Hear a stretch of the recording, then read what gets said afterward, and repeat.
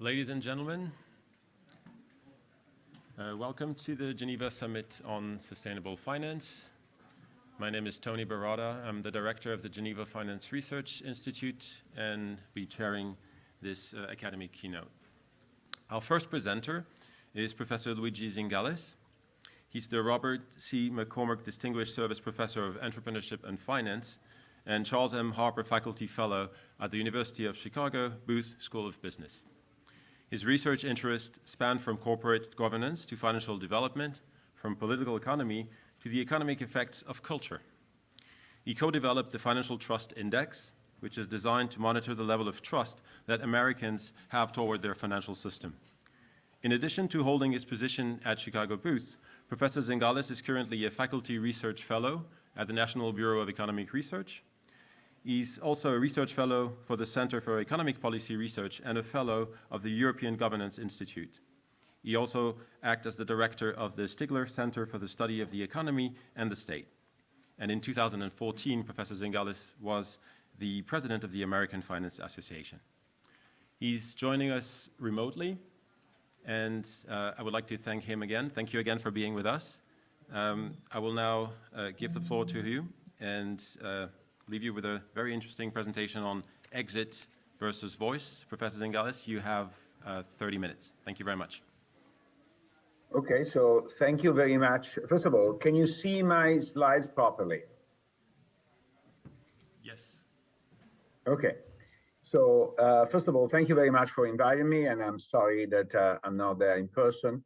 Let me describe in the minutes I have at my disposal some recent work I've done with Eleonora Burcado from University of Trento and Oliver Hart from the University of Chicago. Now, let me start from the beginning, because I think at least in finance, a major role has been played by the so-called Friedman Doctrine.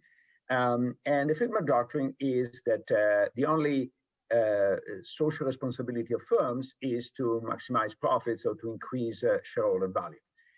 This is actually the right outcome in a world without externality and with perfect contractability, because we know from the first welfare theorem that this leads to a socially efficient outcome. Now, even in the presence of externalities, if you have a government that introduces the proper Pigouvian taxes or regulate efficiently, then the Friedman Doctrine is still valid. However, we know that governments are far from perfect, so let's start to consider a world where there are externalities and then the government is not doing its job perfectly.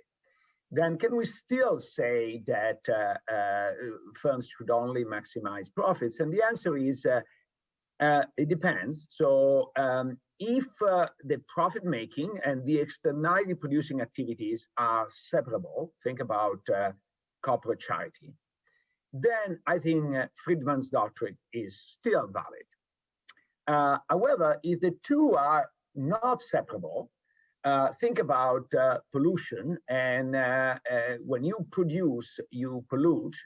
However, it's also true that trying to reduce pollution at the source is generally cheaper than actually fixing the damage of pollution later on. So if these activities are not separable, then socially responsible shareholders might want their companies to do something different than maximizing financial return. Because maximizing shareholder value does not deliver a socially efficient outcome. This is where my previous paper with Oliver Hart suggests that companies should maximize shareholders' welfare, not value. Well, welfare, of course, includes things other than money. People have utility from things other than money. Now, if that's a goal that companies should follow, then the question is, how do we get them to follow them? Because we know, and there is a vast literature in the last 40 years documenting how incentive contracts, takeover pressure, competition, debt, you name it, push companies to maximize shareholder value. How can shareholders make their preference felt to induce companies to maximize their welfare rather than simply their value? And this is an important question, and this is an important difference to a recent paper by the Waterpone et al. They assume that firms have social preferences. And what we're trying to do in this paper is actually derive how individuals with social preferences impact firm behavior. Now, we're going to study a particular type of investors. And since these investors are not the investors that we encounter every time in Micro 101, let me explain for a second who they are. So we are calling socially responsible investors. These are investors that put a positive weight lambda, and this weight can be teeny tiny, but a positive weight lambda, on the well-being of others that are affected by the decision. So let me make a very concrete example that is unfortunately familiar to all of us at this moment. So when I consider the decision to get vaccinated, I, of course, consider my chances of getting sick and dying of COVID, and that's as an expected benefit. Let's say this expected benefit is equal to 20. However, I generate also an externality. So if I get vaccinated, I am less likely or unlikely to infect other people. And let's say that I run the risk of killing 5 other people or injuring whatever, and then the risk is the externality. And of course, I also face a cost. Now, if the cost is less than my personal benefit, then I should get vaccinated and end of the story. However, imagine that for whatever reason, I perceive the cost bigger than my personal benefit. Then my decision to get vaccinated depends very much on how much weight I put on the utility of others. So assume the cost is 30, then I will get vaccinated if and only if the weight I put on the externality, lambda, externality is 5 times the cost I impose on them, which is 20. So is 5 times 20 and so I can quickly solve that if my degree, the weight I put on the utility of others is bigger than 0.1, then I'm gonna get vaccinated. If not, I don't get vaccinated. Now, it would be very tempted after this example to go around and see areas where they're more or less vaccinated and infer their social preferences. Now, of course, this is assuming that everybody has the same view of cost and benefits, and this might not be the case.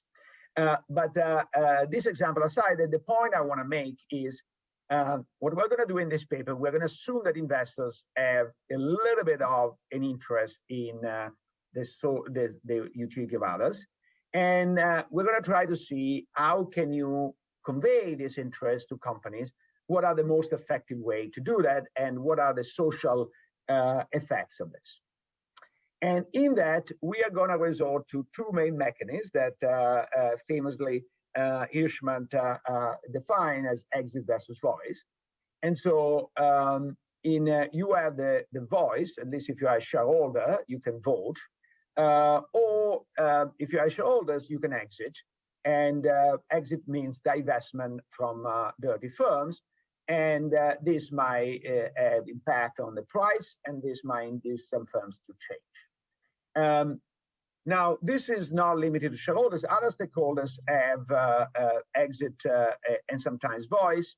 We're going to analyze the exit, the boycotting of customers, but you can apply this to employees or other situation. We don't analyze the situation of voting of these other people because other stakeholders, because generally they don't vote.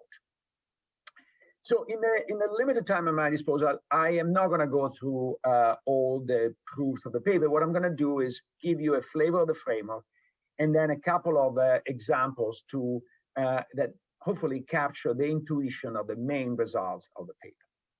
So the framework is a very simple economy where firms are set up at time 0. They produce or they have to make a production decision time 1. And at time 2, we have the resolution of uncertainty, production occurs, consumption occurs, and basically is the end of the war. So in this simple world, at day 0, pollution is not an issue. And so the externality that we label as pollution is not an issue and is not expected to be an issue. And then there are three groups. There are the entrepreneurs who set up the firms, there are the investors, and there are the consumers. And we keep consumers and investors distinct so they don't overlap. Now, firms are set up at time zero by entrepreneurs. And for simplicity, these entrepreneurs care only about money and they have zero wealth. So they are traditional entrepreneurs. When they leave, they put managers on an incentive scheme to maximize value. And so we're going to see how you can convince this manager that are old-fashioned manager maximizing value to do anything else. So at date one, we realized that actually this technology is producing some harm, we label H, and firm can avoid polluting by choosing to incur an additional fixed cost delta. We're going to label firms that pay this cost clean and the other that keep the old production technology dirty. And it's very easy to determine what is the first best. There is a number of firms N, which is derived in the paper.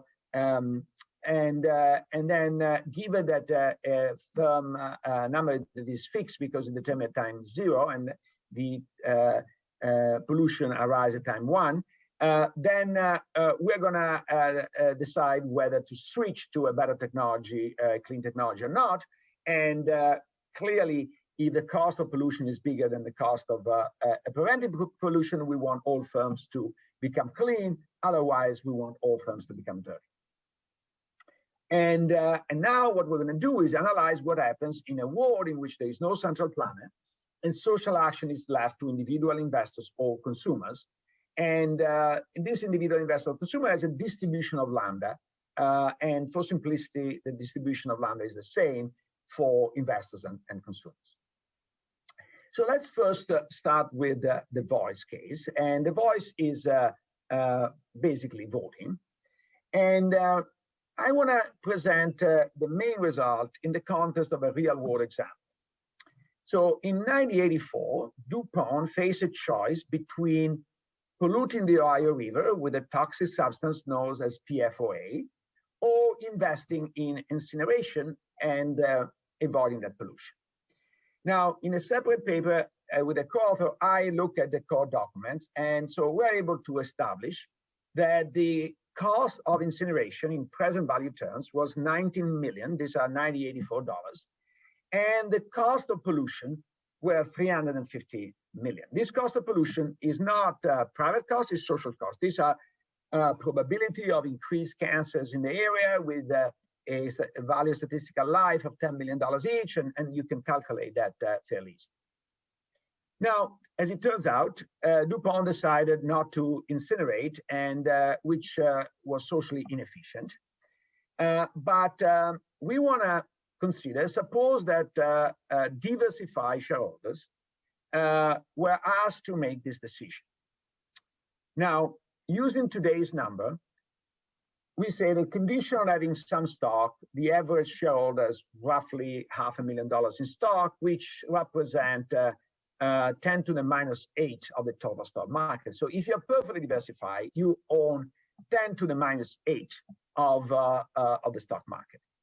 And so what you're going to do is you're going to vote to incinerate if your personal cost, so you have to pay 10 to the minus 8 of 19 million.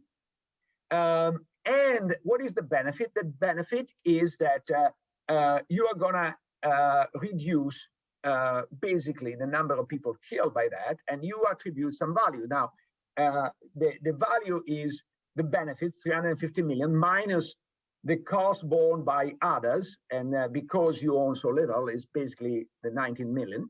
So you're gonna do that if this equation is bigger than 0, which is lambda is bigger than 5.7 10 to the minus 8. Now, to give you a sense, is if you're willing to sacrifice 19 cents to prevent a social harm of 300 and actually it's not 350, is a little bit less because the net is 330, but if of 330 million, then you're going to vote to incinerate. So now let's pause here a second because it seems almost magic, but the idea is actually quite simple and quite robust. The idea is if you are a well-diversified shareholder, the cost you directly bear is infinitesimal. But when you vote as if you are pivotal, because that's the only situation in which your vote matters. And if you are pivotal, you consider that by voting, you are going to impact the utility of so many other people. And here we can quantify that. The value created is actually 320 million, 30 million. So that's a huge amount. And so most people are probably not very generous, but most people, at least most people I know, are willing to sacrifice 19 cents to create or prevent a social harm of 350 million. Now, as long as the majority of shareholders are at least infinitesimal pro-social in the sense I just described, incineration wins. In fact, we can make, and I will make the result more clear in a second, as long as the majority of shareholders have a positive lambda, I think that letting shareholders vote on this decision will actually deliver the first best. Now, as it turns out, as I said, DuPont made the socially wrong decision. Why? Actually, exploring the possibility, and I'm not claiming that's the reason why they did it, but ironically, in the core documents, we do see some cost-benefit analysis, so they did pay attention to that a little bit. So now, at the time, the Bronfman family owned roughly 20% of the stock. Now, the calculation from the point of view of the Bronfman family is quite different because now you are comparing your cost, which is 20% of 19 million, with the potential benefits, which is lambda multiplied by the benefits, the net benefits. And now you have to have a lambda bigger than 1%. And what does it mean is that now you have to donate 3.8 million to prevent a social harm of 335 million. So I think that is quite a different equation. While a lot of people are willing to donate 19 cents to prevent a social harm of 330 million, I think that there are much fewer people that are willing to donate 3.8 million to prevent that harm. So I think that's explained why having non-diversified shareholders changed the equation very much. So what is the bottom line of the exit analysis? Sorry, the voice analysis. The bottom line is that if a majority of investors have a positive lambda, then majority rule will deliver a socially efficient outcome. However, if the majority of investors have a lambda equal to 0, then majority rule basically will never bring to a change, and so it's only efficient from a social point of view if H is bigger is less than delta. Otherwise, delivers a socially inefficient outcome. Okay, so this is for voice. Now let's look at exit. Now exit is complicated, and in a few minutes I will not be able to explain you the math. So again, I'm gonna make an effort to give you the intuition. So let's start with the simplest case of one firm. And we're looking at investors that look at consequence of their allocation decision. And the allocation decision impacts firms through equilibrium prices.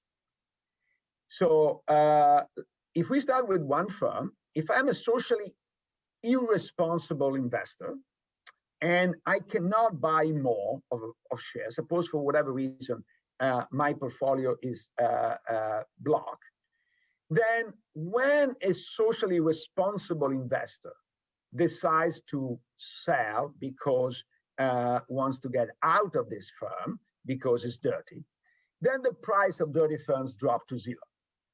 Now, if the price of dirty firms up to zero, then firms find optimal to become clean.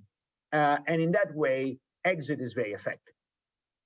Now, here I cheated, of course, because I assume that socially responsible investors cannot buy more shares. If they do, they will buy more shares in dirty firms. Why? Because they don't care about the externality, and the dirty firms has a higher return. In so doing, they inevitably reduce the incentives of firm to switch. Why? Because they bid up the price of the firm in a way that will lead to reduce incentive to switch. So firm switches if the price drop outweighs the cost of becoming clean.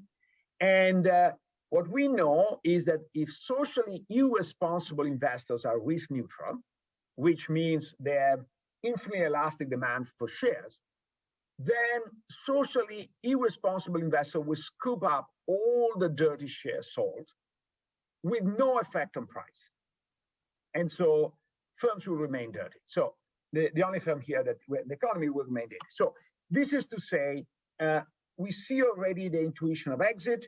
If the socially irresponsible investors have a very elastic demand, they are gonna undo all the effect of divesting. If they are not infinitely elastic, they're going to do some. Now, how much? This is where we need to have multiple firms. So imagine that socially irresponsible investors, again, initially cannot buy more shares. Then if a proportion mu of investors dump their shares, the price drop to zero, and a proportion mu of firms will switch to clean. If the socially irresponsible investors can buy more shares, then they will. Why?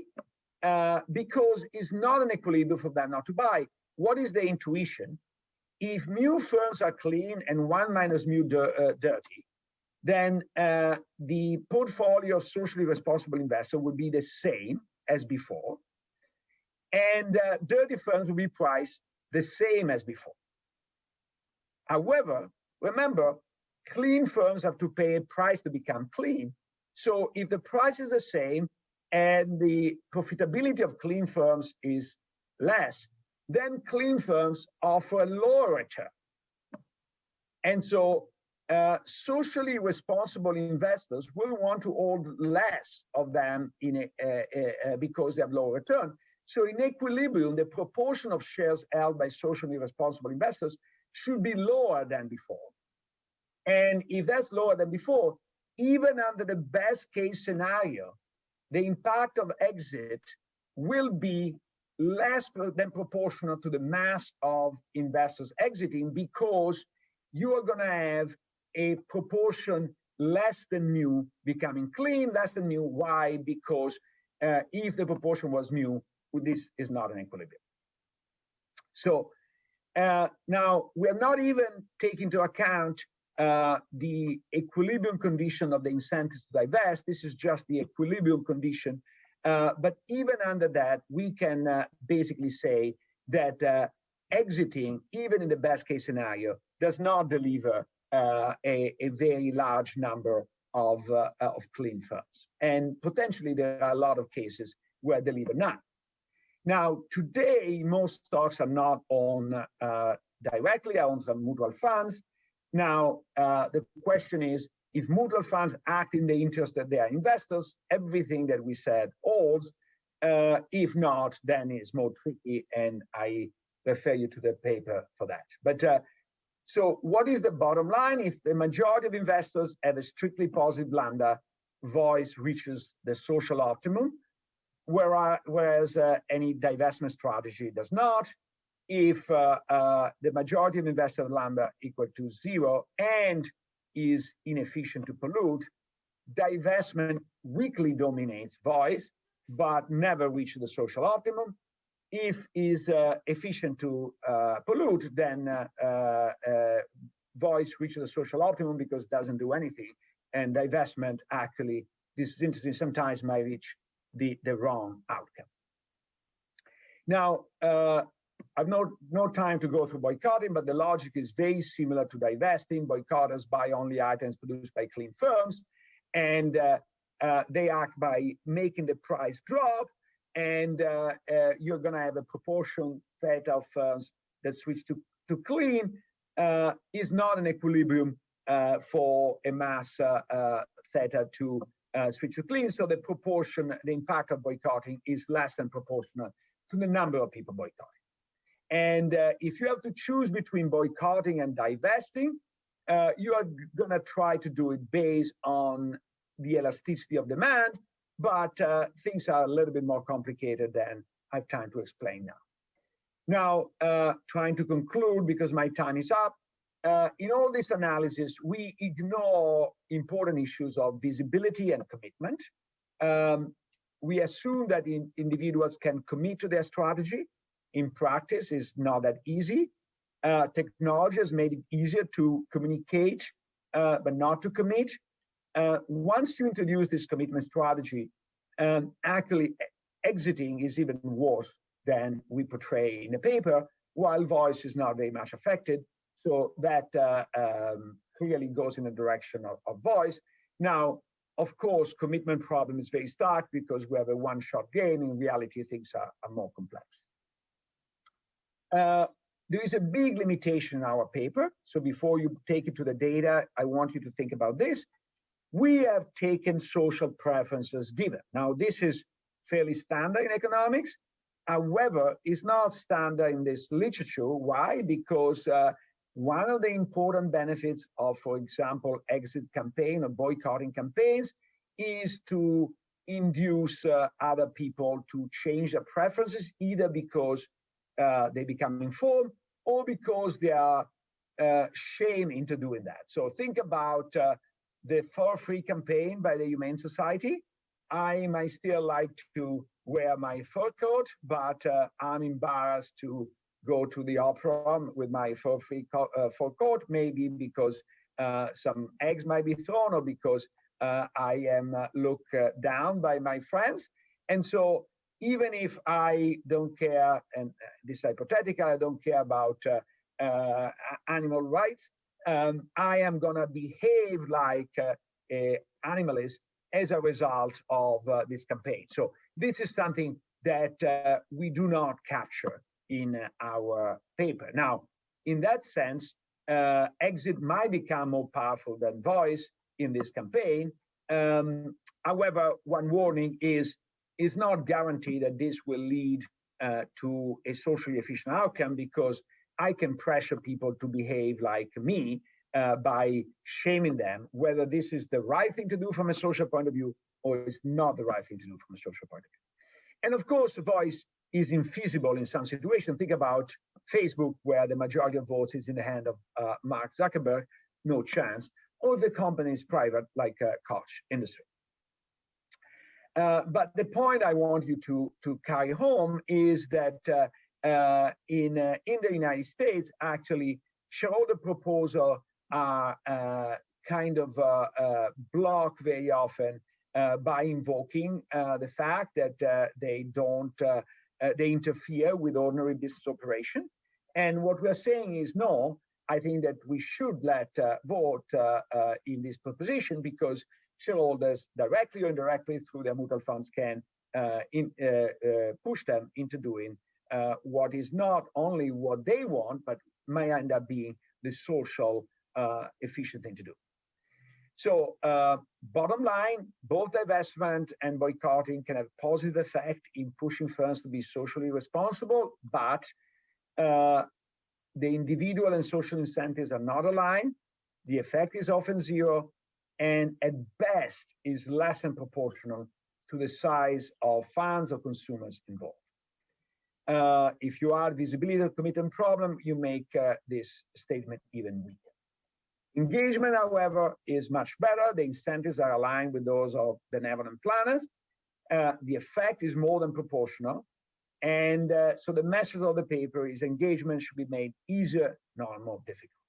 Thank you.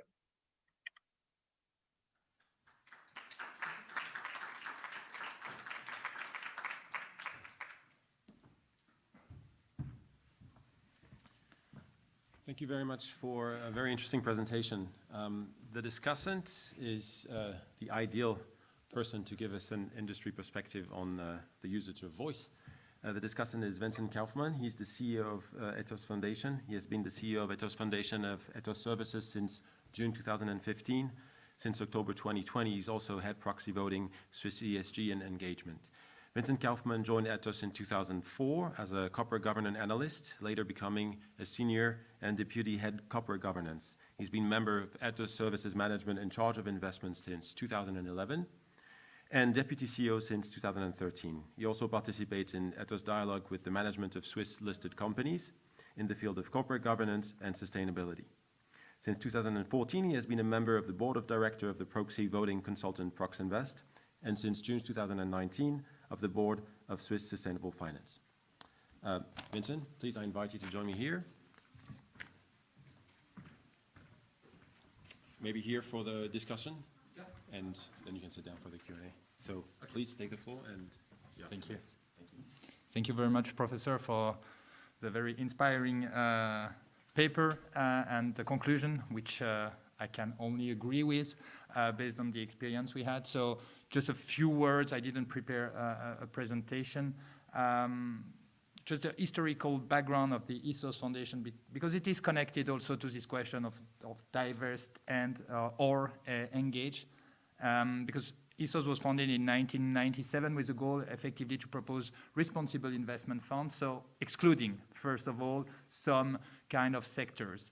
But we rapidly saw that divesting has, of course, an impact on your own portfolio, but the goal, I think, of Ethos has always been to influence and to have a real impact on the real economy. And that's why we rapidly developed our engagement services, being proxy voting and engagement. But that was not easy. When I started, you referred in 2004. First, in 2003, I was a student at the University of Geneva, so I made an internship during the proxy voting season.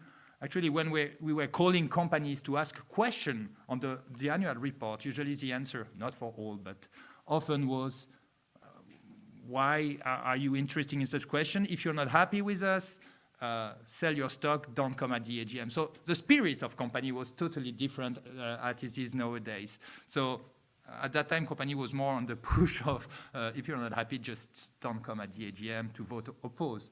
That was that kind of spirit at the beginning. It has changed. I think one turning point in Switzerland also for Ethos was in 2005 at the AGM of Nestlé, one of the major stock in Switzerland, when it was decided by the board that the chairman would also combine the function of CEO, which was seen as not good governance in our view. And at that time, we decided to table a shareholder resolution at the AGM. So it was a big discussion. First, I think the board of the company was quite shocked to be attacked by a shareholder.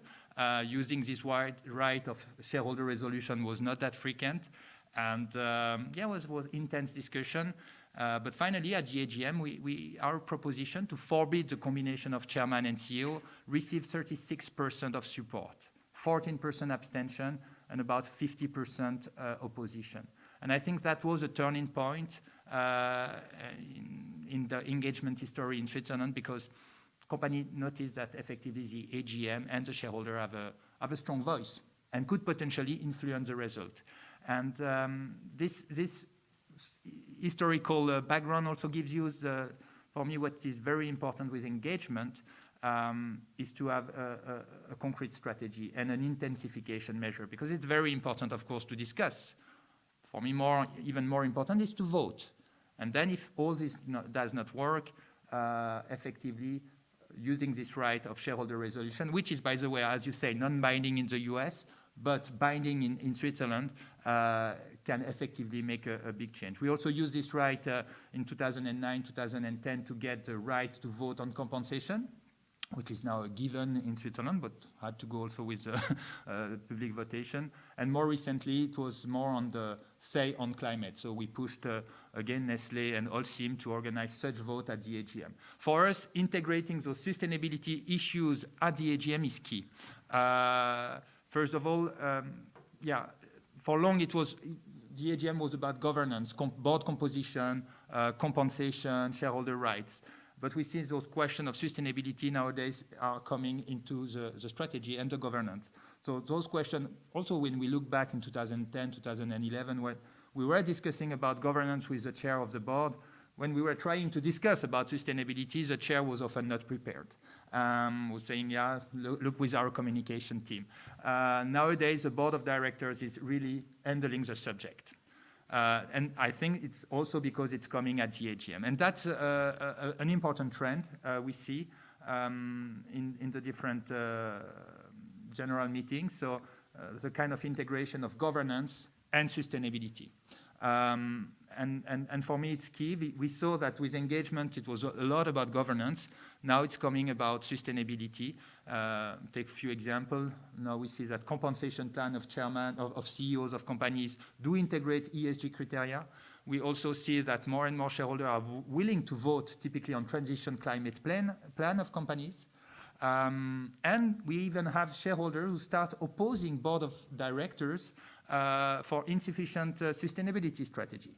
So shareholders are now pushing those questions of sustainability or of the dirty firm at the general meeting. And that's, for me, a key point to make things evolve and, of course, to get some change. So again, Paris says that we need to align capital flow to the 1.5 degree. That's a key word. A lot of people think we need to divest, investors need to divest dirty companies and invest in clean companies. For me, the first things to do as a shareholder is to ask the board of directors, where we are shareholders, to realign the capex. Because Paris has never said we need to do it at portfolio level. I think it's more effective to do it at company level because then we have a concrete impact on the environment. If you do it at your portfolio level, yes, you decarbonize your portfolio, but not the real economy. So realigning capital flow means, for me, first engaging with companies, that the capex of companies be aligned with 1.5. If it doesn't work with the dialogue, then we bring these things to the AGM. And that's what's typically the case at the Exxon AGM this year, where there was actually a battle of shareholders between some activists who wanted a change in the company strategy, more alignment with the Paris Agreement, and the board of directors of Exxon, which was more willing to keep on this strategy. And actually, that's the first year, I think, that investors gained such a battle. First of all, it was the first, I think, proxy battle on climate, and that's three of the four candidates of the activists actually won a seat at the board of Exxon. So engagement is working, but I think we need effectively that a critical mass, I would say, among shareholders to be able to influence. And if you want to push companies and you're alone, of course, then no chance to have any success. So maybe divestment remains the option. If you strive everything to influence those companies without success, then divestment remains, in my opinion, a possibility. Just in brief, and maybe we can open up the discussion. Thank you. I invite you to sit down. So thank you very much for this discussion. We have time for a few questions from the audience. So please direct your questions to either our discussant here or to Professor Zingales online. We have microphones here. Just raise your hand and we'll bring a mic to you. Hi. Do you think that divestment could be an option in the fixed income market more than in the equity market, where engagement is not as strong as it is in the equity market? Question to Professor Zingales first, maybe? So yeah, I miss divestment could be an option in which market? So the question is whether divestment in the fixed income market would have a bigger impact than in the equity market. First of all, it's easier to get a bigger impact because you don't have any impact in engagement in the bond market because you don't vote. So in that sense, this is the only option, and so is also the better one.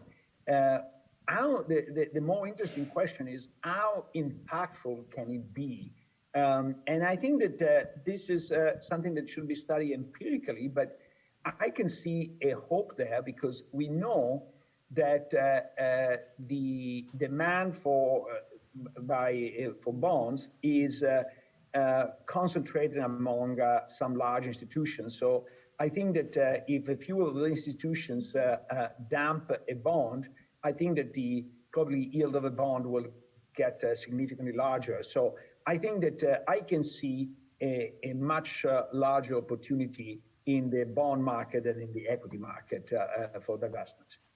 Thank you. Vincent, your view on this? Yeah, I share your view. I think on the bond. First of all, in the equity market, often we are in the secondary market, so the capital does not directly goes.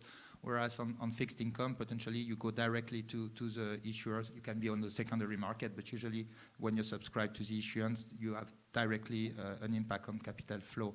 So there, I think it's effective, very effective, not to subscribe to bonds, or not to give the capital definitely to the potentially, let's say, the dirty company, as Professor put forward. So here, I think it's quite impactful. Also on the spread, cost more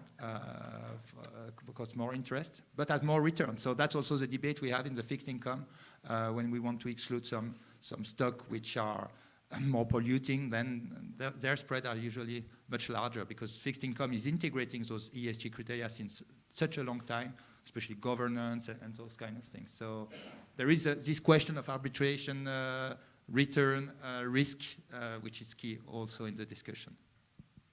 Thank you. Another question from the floor? Please, over here.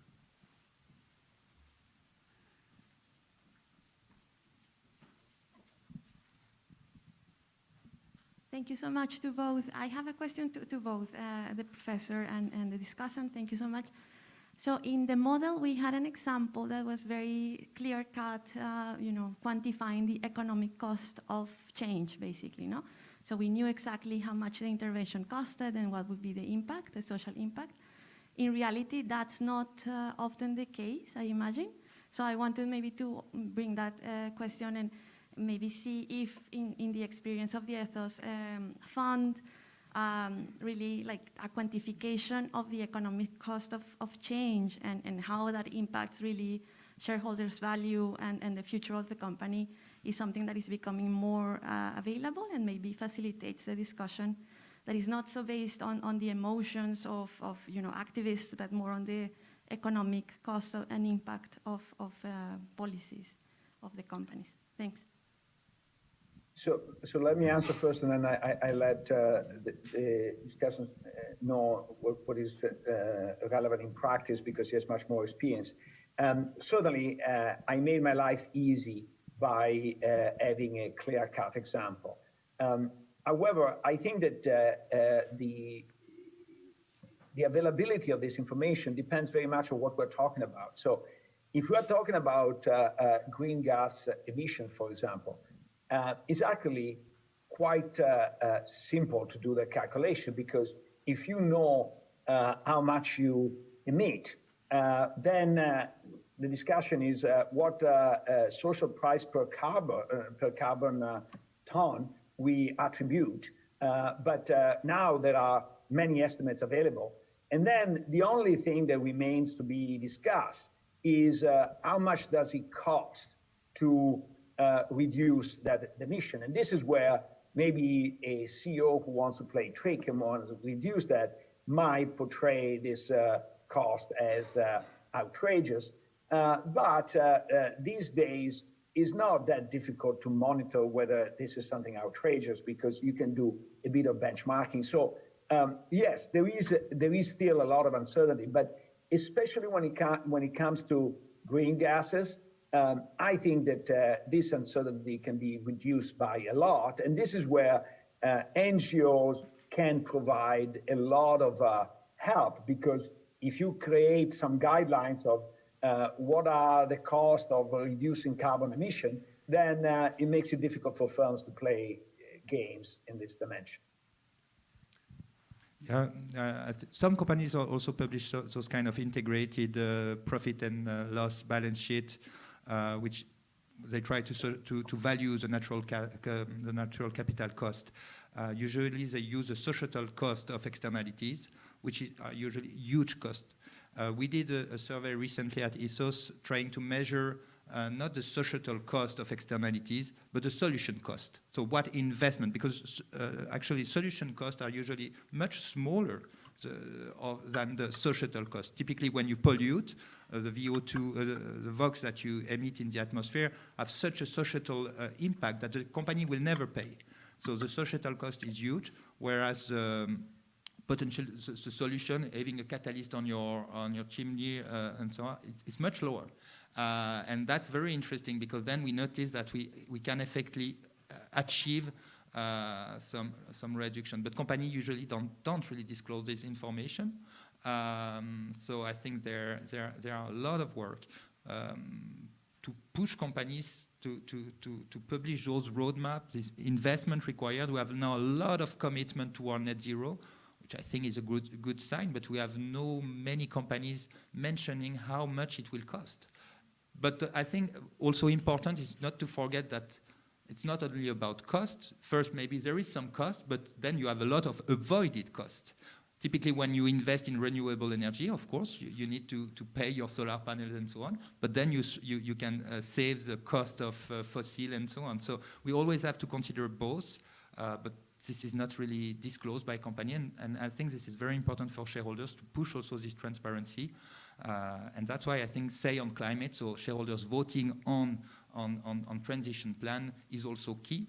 Nestlé did it well. Now in their roadmap, they say until 2025, we will invest 3.4 billion for our roadmap, which we consider potentially insufficient because it's already an investment. But if you compare that they make 20 billion buyback per year and they will invest 3.4 billion for sustainability in 3 years, then you can start measuring what matters most for companies. And of course, if they were to push more, I guess activist shareholders, which would focus more on margin, could potentially also attack the company, say, it's not your role to use shareholders' fund to invest in green solution. So it's quite a debate for a board. It has to find the right balance between both.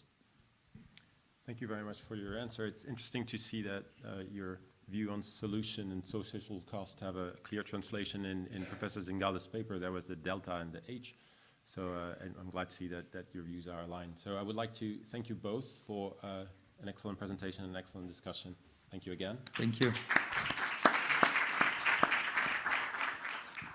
And I would like to invite Professor Philippe Krueger to introduce the next speaker.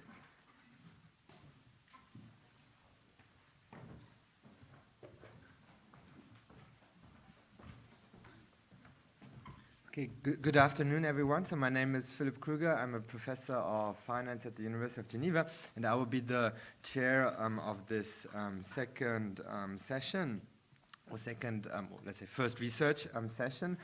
So we're very happy to have Professor Caroline Flammer, who's going to join us from Boston, I believe, or New York, because I think she lives in New York. So Professor Flammer is a Swiss national, exiled in the US, unfortunately, because she's such an excellent researcher.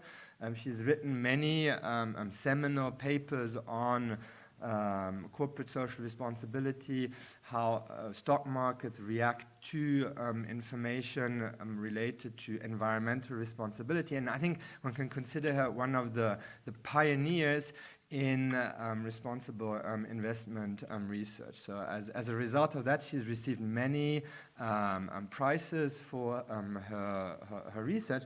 And we're very happy that she joins us today. So I hope she's here. So can we bring her up on the Zoom screen? So she will present a recent paper which is more socially related, let's say related more to the S pillar of ESG, and which is titled Impact Investing and the Fostering of Business Ventures, Financial Performance and Social Impact in Disadvantaged Urban Areas. Okay, so she'll have half an hour to present her paper, and then Catalina Martinez, whom I will introduce then, is going to act as the discussant. Okay, great. So we see Caroline. So you here virtually. Can you hear us, or can you hear me?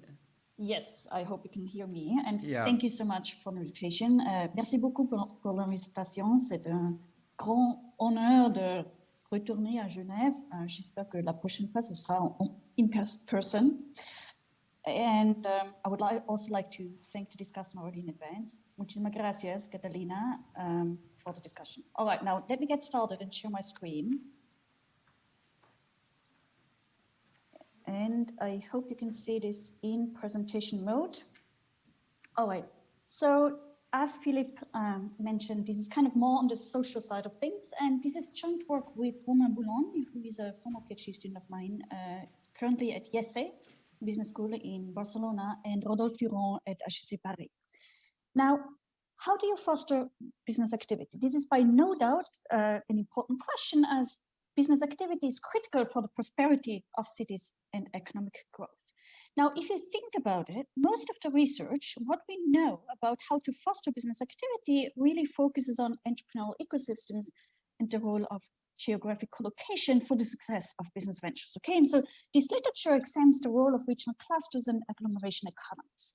Now, in terms of geographic focus, this literature is really focused on entrepreneurial hotspots such as Silicon Valley that offer such locational advantages. Now, but how do you foster business activity in disadvantaged urban areas? Okay, disadvantaged urban areas such as the favelas in Rio, the slums in Mumbai, the projects in New York City, which is actually just a couple of blocks away from where I live, or the banlieues in Paris. How do you foster business activity in these areas that are characterized by high poverty, high unemployment, illiteracy, school dropouts, crime, drug abuse, etc.? Their customers likely have a low purchasing power, relatively low human capital, etc. So arguably, business ventures that are located in these areas are unlikely to benefit from all these great benefits from the neighborhood, but rather face a locational disadvantage. Yet, in order to tackle some of the grand societal challenges that we are facing, including poverty, increasing inequalities, and the distress of disadvantaged urban areas, it is critical to understand how can we improve business activity in these areas and the provision of local employment opportunities. Now, what is typically or traditionally speaking, the public sector has played a major role in trying to foster business activity in these areas, yet many of these public measures have been rather ineffective. Okay, and so this begs the question of, in addition to the public sector, could the private sector step in and help mitigate some of these issues? And so one critical or one potential lever that could be leveraged here is the easing of financing constraints. We know from existing literature that especially business ventures that are minority owned or /and located in disadvantaged urban areas, and there's a strong correlation there, that they are subject to much more severe financing constraint. And so a question is, by easing those financing constraints, could we potentially help foster business activity in disadvantaged urban areas? Now, this is where this study kicks in. Okay, so we focus on impact investors, and as we've heard in the previous presentation by Lucia Zingales, there's a wide spectrum of impact investors, and they value the social impact versus financial impact in different ways, correct? So in a sense of how much weight they put on each one of these dimensions differs across impact investors, but they, at the end of the day, they all aim to maximize the impact of the funds invested along these two dimensions. Now, in our study, we focus on one specific big impact investor, so we don't need to deal with heterogeneity across impact investors, but I just want to emphasize that there's a wide variety of impact investors out there. Now, the key instruments used in impact investors are private equity with about 19% and private debt with 34%, and we focus in the study on private debt. All right, so as an impact investor, the key question is, where does your investment have most impact? Is it inside or outside of disadvantaged urban areas? Understanding this question is important not only from an economic, but also from a social perspective. On one hand, It's important for the social inclusion of disadvantaged communities and the development of sustainable cities. And it's also important from a more macroeconomic perspective in terms of the economic development of the country and the achievement of the UN SDGs, which includes a wide set of goals. And I'm pretty sure with this audience, I don't need to mention those goals. You are very well familiar with these goals. But so this study focuses on several of these goals, including no poverty, decent work and economic growth, reduced inequalities, the development of sustainable cities, and gender equality. So now, from a theoretical perspective, before going into the data, what would we expect? It's actually quite unclear. It's quite unclear what to expect, where the investment has more impact along those two dimensions, inside or outside of disadvantaged urban areas. On one hand, you could argue that ventures located in disadvantaged urban areas are unlikely to benefit from all those locational advantages that the existing literature talks about, such as knowledge spillovers, qualified suppliers, etc. And as such, you would expect that if you invest in ventures in disadvantaged urban areas, you're less likely to get as much social or financial return from these ventures compared to outside of disadvantaged urban areas. On the other hand, however, we also know that business ventures located in disadvantaged urban areas are subject to stricter or tighter financing constraints. And so it is more likely that you're able to find the gems, the business ventures with higher intrinsic quality, or in other words, of higher unrealized potential located in disadvantaged urban areas compared to outside. Okay. Now, what the net effect is, it's quite unclear. But it is possible that despite the locational disadvantages, that investing in ventures located in disadvantaged urban areas, that this may actually yield greater benefits in terms of financial and social returns. So now to get a better clarification on this question, we take it to the data, okay? And so we test this, we examine this question in the context of France, in the context of banlieues. So here, very important, we use the colloquial use of the word banlieue. I'm glad we are in Geneva, so you know the way it's used. So we are not referring to suburbs, but rather really to disadvantaged urban areas. And I'm gonna provide you with a more specific definition afterwards, but just for those of you, and many of you will be familiar with it, we're looking at les zones urbaines sensibles, okay, the ZUS. All right, so what we do is we, within a given city, let's say Paris, we compare ventures that are very comparable. Some of them are located in banlieues, which we loosely refer to treatment group, and compare them with very similar ventures located outside of these disadvantaged urban areas, which we refer to the control group. And then we examine the impact of a given loan on these ventures' financial performance as well as social performance. And in terms of social performance, here this is a limitation of the data. We look at the firm level. We don't look at the societal outcomes, okay? We look at the creation of the local employment opportunities, the creation of what kind of jobs are these quality jobs, and whether these jobs go to minorities or not. Admittedly, or arguably, all these three dimensions contribute to the social inclusion of marginalized communities and the development of sustainable cities. What would be really interesting to look at as well, but again, we can't do it in this study, is what are actually the benefits for the local neighborhoods, correct? Does it actually increase high school graduation rates? Does it decrease crime rates? What kind of other benefits are there for the local environment? I think this is food for thought for future studies, but this is where we might actually capture only the lower bound of the benefits of impact investing. Okay, all right.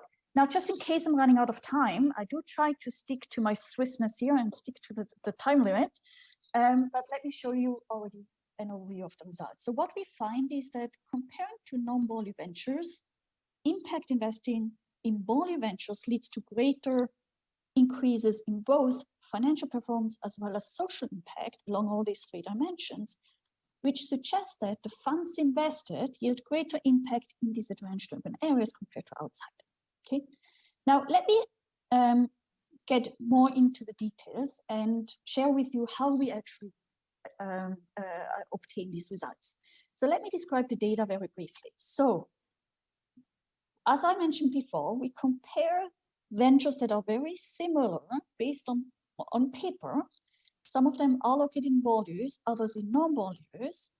And in terms of banlieues, as I mentioned before, we look at the zones urbaines sensibles, which are declared by the French government as such due to their exceptionally low standard of living, high unemployment rate, crime rates, low percentage of high school graduates, etc. To give you a sense of the comparison, so in banlieues, the unemployment rate is around 24%. Outside of those banlieues, it's much lower, still quite high, quite frankly, but it's much lower, namely 10%. And so you can see these are drastic differences between ZUS and non-ZUS, okay? Now, nearly 5 million people out of 67 million actually live in these neighborhoods. In terms of these ZUS, so there are a total of 751 banlieues, and they're spread across the country. Here you have a map seeing all the blue dots which represent these banlieues. Clearly, there is quite a few of them in and around Paris, but overall, it's really across the country. All right, in terms of the loan data, we obtain data from one specific impact investor. Many of you might actually know which one that is, but let me call it the public bank. We have the transactions, all the transactions of this public bank during a sample period of 2000 and 2014. The explicit mission of this public bank is to invest in neglected segments and regions of the French economy that are typically overlooked by traditional for-profit banks. So just to be very clear, we are not looking at those ventures that have access to the traditional banking system, okay? We are not interested in those. What we are interested in are those ventures that are excluded from the traditional banks that face severe financing constraints and as a result apply for a loan from this public bank. Now, this bank also has an explicit mission not to discriminate based on location in terms of loan contracts, so interest rate, et cetera, so kind of the contract terms should be the same regardless of where the venture is located. Now, the two variables we're interested in is the loan amount as well as whether the loan is repayable or not. Oh, wait, oops. Now, in terms of establishment level data, we obtained this from the French National Institute of Statistics and Economic Studies, which is comparable to the US, to the establishment level data maintained by the US Census Bureau. It includes all business establishments. And to make sure that we know where exactly the establishment is located, we restrict our data to those ventures that one establishment, so single establishment firms. The good news is that in France, actually, most of the ventures are single establishment firms, and about 94% of them. Okay, so it's not much of a restriction in terms of sample size. In terms of the accounting data, we obtain it from the Ficus Fair database. It includes all the accounting information of all French firms, and the measures we are interested in are return on asset, as well as a couple of control variables. This includes size, leverage, cash, age of the firm, and the industry. All right. Finally, the employee data, we obtain it from the Déclaration annuelle de données sociales. What we do is, so it includes all the information about the number of employees, the employee's gender, the qualifications, etc. The three things I would like to mention. On one hand is we restrict it to the companies that have more than 10 employees. The reason that we don't focus on the small startup companies is, first of all, those are subject to a different legal requirement, such as labor protection, social security obligations, labor costs, etc. And so we don't want that there's any kind of manipulation going on at the threshold. Secondly, it's also actually, I mentioned the public policies, for example, tax incentive schemes. Those public policies typically target small, young companies, okay? They try to foster the creation of new startups. And so by excluding them, it also mitigates other potential issues that what we capture is not due to receiving the loan, but rather the tax incentives. I'm going to talk about this in a short little while, but this is another reason why we are restricted to the slightly larger companies, I mean, above 10 employees. And then, so from this database, we obtain the following variables: the total number of employees at the firm level, the type of job that they are doing. So is it a blue collar job or a white collar job? So ouvrier, employee, or profession intermédiaire. And then we obtain gender. Okay, now this is the third point I wanted to mention about this database, is that given the context in France, and I do believe it may actually apply to other countries in Europe as well, is the only information we obtain about minority is gender related. We would love to do this study with respect to race-based minorities or religion-based minorities, which in my view would be actually much more interesting, or add to the interesting part of the paper, because if you think about disadvantaged urban areas, there's no reason to believe there's something special going on in terms of gender, but clearly there's a strong correlation in terms of disadvantaged urban areas and race-based minorities and religion-based minorities. But we cannot do this because in France, it's actually illegal to even ask for this information from the employees. Okay, so it's just not possible, but this is another food for thought for future research, looking at what's the impact of impact investing on for religion-based minorities and race-based minorities within these neighborhoods. All right. So merging all these data together, we obtain a final sample of 5,871 firms. They all receive a loan from this public bank during the sample period, and they're located within a city that includes at least one banlieue. So we have 634 ventures in the treatment group in banlieues and 5,237 outside of these banlieues. All right, let me briefly show you some summary stats. I'm just going to fly over this table here. So in the first column, you see the summary statistics for all companies, and then I'm going to split them into banlieue firms versus non-banlieue firms. So on average, these companies achieve return on asset of 6.5%. They have about 45 employees, about 1/4 of them are female. And then you have the breakdown. White collar workers are about six out of those 44 employees are white collar workers. The rest is blue collar workers. The average age of the company is 18 years old. And then you have the loan characteristics. About 80% of these loans are repayable. This is not really interesting, to me at least. The more interesting part is when you split the non-banlieue ventures from the banlieue ventures. And it is not surprising that the non-banlieue ventures differ quite a bit from the banlieue ventures. Okay, it's not surprising that the non-banlieue ventures perform better. They have more employees. The ratio in terms of gender, etc., and the breakdown in terms of white and blue collar workers is roughly similar. They are slightly older in non-banlieues, and not surprisingly, they receive larger loans on average. Now, this is not surprising, correct? But it also raises actually an empirical challenge, because it raises the question, are we comparing apples to apples?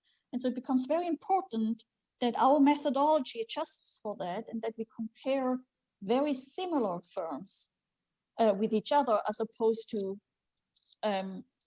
ventures in non-banlieues that are just out there and totally not comparable to banlieue ventures. So let me get to the methodology. So what we do is we use a so-called difference in difference methodology. I'm just going to give you a broad overview of it.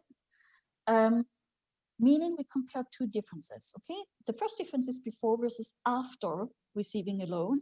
And the second difference is treatment versus control group. Again, this is loosely speaking treatment and control group. And let me explain what I mean. So in the treatment group, we include firms that are located in a disadvantaged urban area and receive a loan from this public bank. In the control group, we include firms that are located outside of the banlieue and receive a public loan, receive a loan from a public bank, sorry about that, in the same year. And then, so comparing these two allows us to capture a banlieue loan effect as opposed to the loan effect. We are not interested in understanding what's the effect, what's the impact of the loan per se, okay? Actually, we do this also in the paper. I'm not going to present it here, but this is really not the part that is interesting. What is interesting from an impact investor's perspective is, where does the loan have more impact? So the differential impact between banlieue versus non-banlieue ventures. All right. So to illustrate this methodology, let me just walk you through a simple example let's assume we have firm T, which is located in a banlieue that receives the loan from this public bank. And so this is what we loosely speaking refer to as a treated group, okay? To estimate the effect of this loan on the outcome variable of interest, such as the number of jobs created, what we do is we compute the difference in this outcome variable Y 3 years after getting the loan compared to before getting the loan. Now, would we only consider this first difference? It's possible we would capture changes in the economic environment. So, for example, a boom, an economic boom in Paris, right? So to address this, we use another company that is also located in Paris, also receives a loan, but it is located outside of this border. Again, we compute the difference in the outcome variable of interest before versus after receiving the loan. And last but not least, we compare these two differences, okay? So this methodology can be implemented by estimating the following regression. On the left-hand side, we have the change in this outcome variable Y, such as employment growth, okay? Then we have year fixed effects, city fixed effects, industry fixed effects. So making sure we are looking at the same year, that companies are located in the same city and operate in the same industry. Then the treatment is a treatment dummy that is one for those ventures located in a banlieue, 0 outside of a banlieue. X is the vector of control variables. We include pre-treatment characteristics as well as the pre-trend in these characteristics and loan characteristics to really trying to get, to rule out as many as possible alternative stories that could be possible in driving our results to get as close as possible to a causal interpretation. I just want to be very clear here. We cannot get at the causality here. We don't have an exogenous shock, okay? But we try to do the best we can to rule out alternative stories. Okay. Now, we also use a second approach. In addition to this approach I just described, we use a second approach where we use a matching, which essentially at the end of the day does exactly the same thing as the previous approach. We compare companies that are as similar as possible to each other. All right, and this covariate balance shows you that indeed ventures are very, very similar prior to getting a loan. So we are trying to really compare apples to apples with each other. All right, so now let me get to the results because I do want to discuss the market frictions as well at the end of the day. So let me first discuss the results pertaining to the financial performance and only then look at the social performance. So we are not weighting those, okay, as an impact investor would do. We are just looking at these two dimensions separately. So when we look at the change in return on asset 3 years after getting the loan compared to before, comparing ventures within and outside of banlieues, what we find is the investment yields 2.3 percentage points higher increase in operating performance for banlieue ventures compared to those ventures outside of banlieues. We obtain very similar results if instead of using the full sample, we use this matched control group, the second approach, okay? Again, the investment yields a 3 percentage points higher increase in return on assets for banlieue ventures compared to non-banlieue ventures, suggesting that impact investing yields greater increases in financial performance in as opposed to outside of banlieues. So what does this mean? Essentially, as an investor, even if you are not an impact investor, you wouldn't care at all about the social impact of the investment. It should be attractive, more attractive to invest your funds into banlieue ventures compared to a non-banlieue venture that is very similar, okay? All right. Now, let's look at the impact on the venture's social performance. Again, this is the social performance at the firm level. There are likely positive benefits in terms of local environment in the local neighborhood, but we can't get at it. All right, let me look first at the creation of local employment opportunities. So these are the jobs created at the company. So we are looking at the employment growth, so to speak. So what you see is that an investment in banlieue ventures yields a 6.5 to 9.2% higher employment growth if the investment is invested into a banlieue venture compared to outside. Now, Next, we try to understand what kind of jobs are these that are created. Are these blue-collar jobs? Are these white-collar jobs?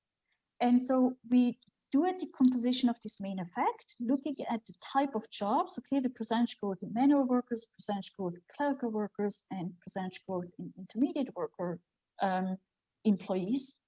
And the same in terms of white-collar workers. What you can see is that there's not really any action going on in terms of blue-collar workers. So it means that both voluntary ventures and non-voluntary ventures, they hire more blue-collar workers, but more or less at the same rate. Okay, so there's no substantial difference in terms of how many more jobs are created in terms of blue-collar jobs.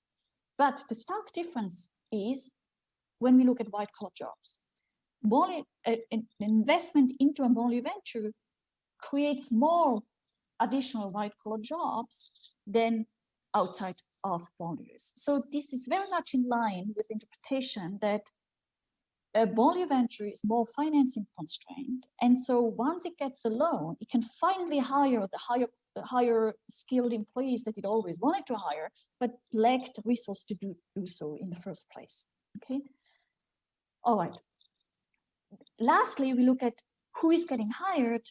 Are actually the jobs created benefiting minorities? So again, here we can only look at gender. I would love to do a future study in a different context, not in France, but in a different context in terms of race-based or religion-based minorities. When we look at the percentage change in female employees versus male employees, you can see that voluntary ventures compared to non-voluntary ventures hire more of both female and male. Okay, so the money invested yields more jobs for both in voluntary ventures. When we look at the ratio, female to male ratio, there's not really a change going on. Okay, so again, not surprising because you wouldn't expect these special dynamics going on in a voluntary when it comes to gender. This might be very different if we look at different types of minorities. Okay, so it also means, or it also suggests these results that if the ultimate target of an impact investor would be to foster more women, like to improve the female-male ratio, then probably the impact investor may want to add some restrictions to giving out the loan that any kind of job created or a certain percentage of jobs created needs to go to female or not, because otherwise there's no change in the ratio of female-male. Okay. So overall, these results suggest that impact investing yields greater social impact in terms of all these three dimensions, employment opportunities, quality of jobs, and jobs for minorities, if the loan is given to voluntary ventures compared to outside of a voluntary. All right. Let me briefly touch on, I think I have 3 more minutes. Philippe, please correct me if I'm wrong. Very briefly, in terms of robustness, it could just be that what we are catching is higher risk. Okay, it could be that because firms in voluntaries are more likely to face higher risk, higher poverty rate, higher crime rate, et cetera, that this is basically driving our financial results. This is not the case. So even if we control for risk, that the results hold. Secondly, what I would like to mention is the tax incentives. As I mentioned before, there is a public, in many countries, governments or municipalities try to foster business activity in disadvantaged urban areas to foster the development of sustainable cities. Many of these policies are rather ineffective. But nevertheless, we want to make sure that our results are not driven by those tax incentives. Okay, so what is important to know is in France, these beneficial tax treatment apply to firms that are 5 years or younger in age. These tax incentives can be extended by another 9 years. So at most, a company qualifies for these tax benefits if it's younger than 14 years. Okay, so what we do is we exclude all those companies that are younger than 14 years old, or 15 years old actually, and we run our regressions again and the results hold. So suggesting that it's not that the tax incentives are actually driving our results, it's really the loans per se. All right, so let me slowly conclude, but before I do so, let me very briefly talk about the market prediction. So, many folks then wonder, so what's wrong? So if the investment yields greater benefits in terms of financial and social performance, even if an investor doesn't care about the social benefits, why doesn't the money flow to these neighborhoods, correct? So what is the market friction? Well, as I mentioned earlier, there is already studies out there that suggest that companies located in disadvantaged urban areas are subject to higher financing constraints. It could be due to place-based stigmatization, blatant discrimination, unawareness, unconscious biases. There could be many reasons, okay?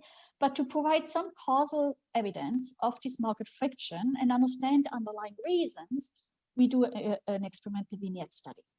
And so what we do is we recruit French business professionals who are asked to act as a loan officer. We provide them with a very brief company background that is representative of our sample, and we randomize into the participants into different groups. So some of them, they basically all see exactly, they read the description of exactly the same company, but in some cases they are in a banlieue, the others are not in a banlieue, and the third group, this is the second control group, that company is located in a non-banlieue, but actually shows a below average growth potential, okay? So what we do is we randomize the location of these companies, and we say, okay, some of them are located in the Place du Tertre in Montmartre, and the others, the banlieue ventures, are at the Boulevard Barbès in La Goutte d'Or. Okay, both of them are in the 18th arrondissement in Paris, very comparable, etc., etc. In the same arrondissement, but very, very different neighborhoods. Sorry about that. So we ask two critical questions. You as a loan officer, would you grant the loan to that company that you read the description of? Why or why not? And then to mitigate potential concerns about social desirability bias, we also asked the indirect question, do you think a traditional bank would grant the loan? Why or why not?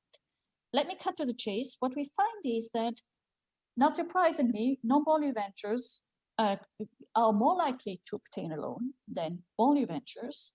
But what is actually the real interesting part, especially when we look at the indirect questioning, is banlieue ventures with average growth potential are equally likely to obtain a loan than non-banlieue ventures with below average growth potential, suggesting that there is indeed location-based discrimination going on by traditional banks. Okay, I mean, based on this experiment. Okay, so in other words, that location matters, and business ventures in banlieues are likely discriminated. And therefore, if as an impact investor, you look for ventures to invest in, you're more likely to be able to contract with a venture of higher unrealized potential located in banlieue as opposed to outside. All right, let me wrap up.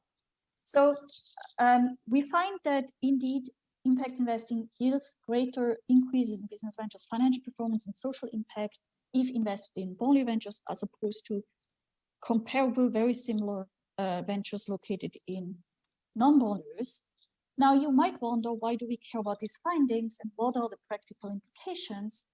Well, in order to tackle some of the grand societal challenges that we are facing, such as poverty, increasing inequalities, and the distress of disadvantaged urban areas, it is critical to understand how to improve business ventures' economic success, as well as the creation of local employment opportunities in disadvantaged urban areas.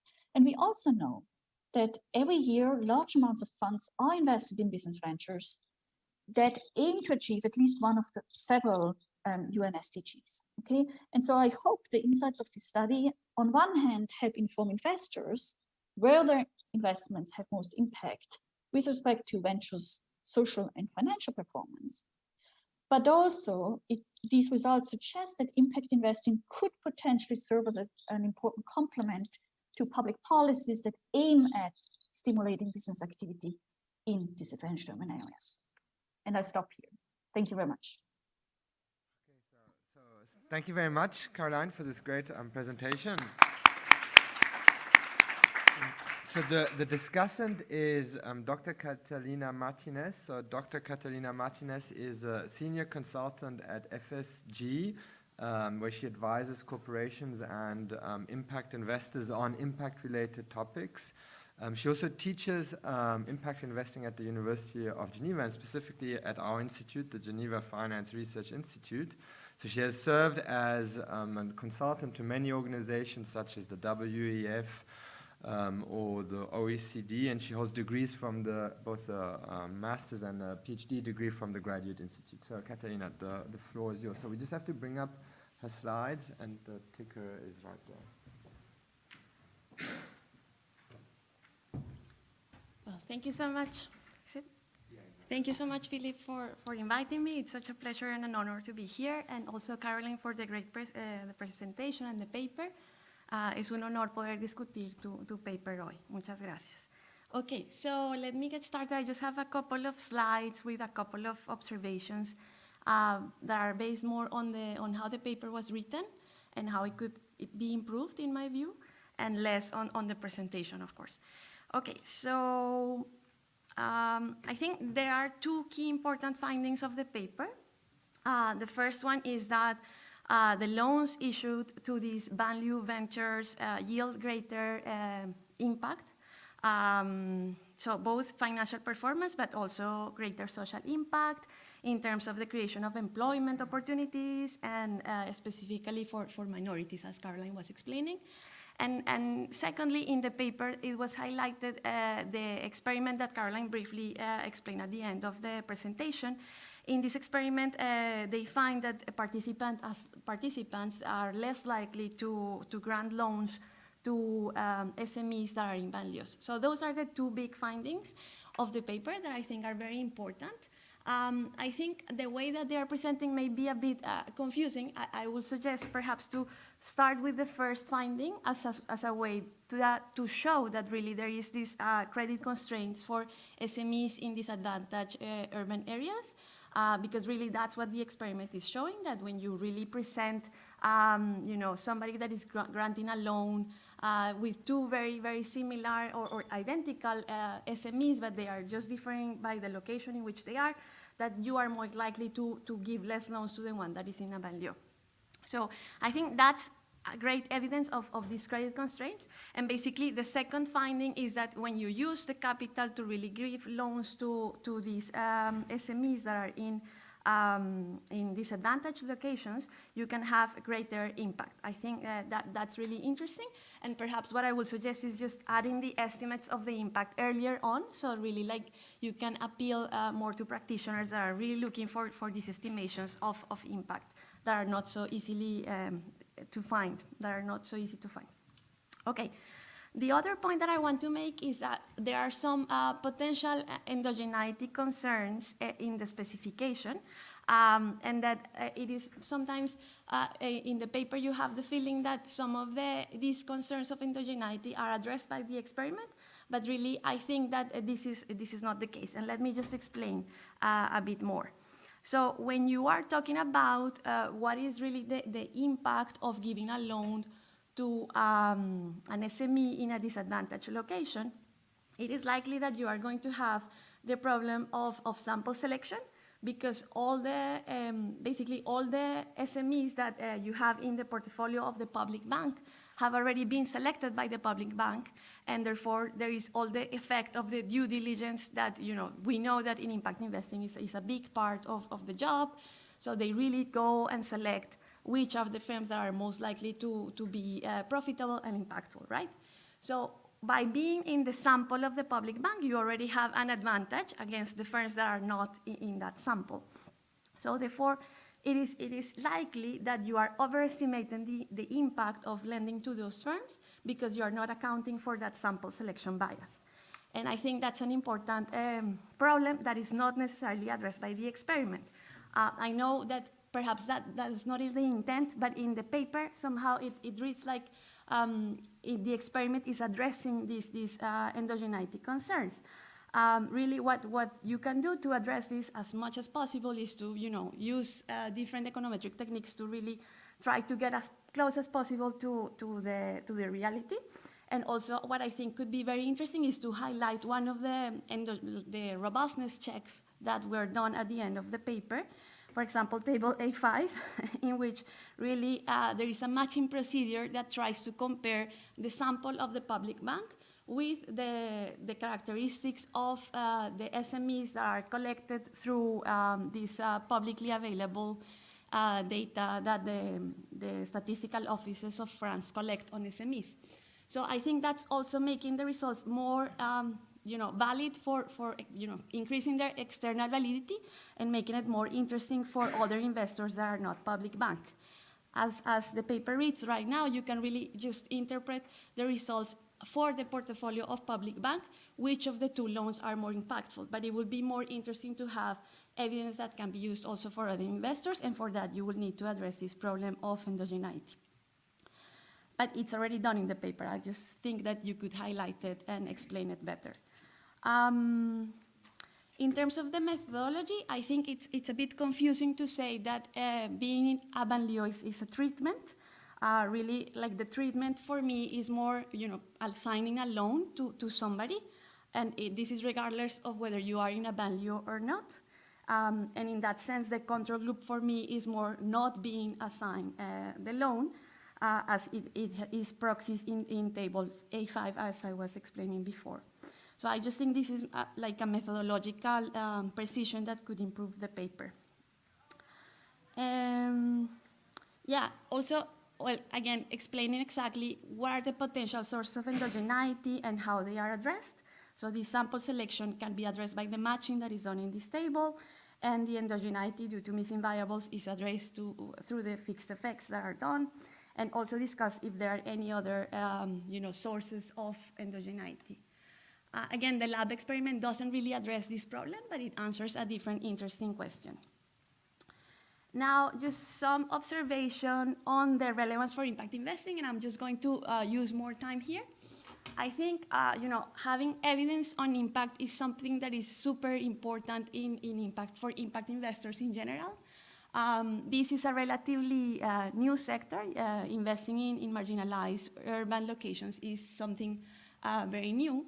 So I think the paper provides very valuable insights that potentially other impact investors can use when they are considering entering this space, so serving SMEs in marginalized urban areas. And this evidence, as I was saying, is very scarce and can be used by impact investors with similar portfolios or impact objectives. I think some of the suggestions that I gave previously can help the paper to increase the external validity and really help impact investors use these estimates as something that they can use in their investment committees, for example. Sometimes impact investors use a lot of resources in impact evaluations when all of this evidence and science is already available with all the imperfections that it has, but it's available. So the other point that I will say is that the lab experiment really shows that there is this bias in the perception of risk of the SMEs that are located in banlieues. But we don't really know if this bias is really well-funded with the data or not. And I think it's super interesting that in the paper, there is this access to all this pool of data from SMEs in France that are registered in this public census. So it will be very interesting to really try to explore that further and try to see for different measures of risk if really there is a difference in the risk of SMEs that are in banlieues versus other SMEs, or if this is just a perception. I think that will be also something very interesting to explore. Then the other point that I wanted to mention is that, of course, the public bank is doing a lot of due diligence to really select the sample of SMEs that they want to include in their portfolio. And I think there could be very interesting learnings that the public bank could share with other impact investors that are interested in entering this market. And since the data is there, it will be interesting to explore what is the difference of the sample of SMEs that are in the portfolio versus the SMEs that are in the general universe of SMEs in France, specifically in banlieue populations. I think, for example, that could be very interesting for other impact investors that are trying to enter this market and can look at certain indicators that can help them really select the best performing companies. And then the last thing that I think could be important would be to quantify how big is the market opportunity. There is some statistical information that is given at the beginning of the paper, but I think it would be more important to focus really on the specific market. I think there is a lot of knowledge and data that the authors have access to, so it will be very interesting to know exactly how big is the market in France, and maybe talk about other cities in Europe or in other countries around the world. If you can really quantify that, could be very interesting for other impact investors. So I think that's everything. Thank you so much.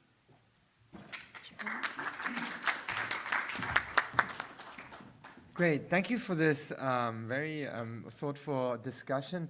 So, so we're running a bit late, so I would like to ask: are there any questions in the room? Yes, please go ahead. Do you have a microphone?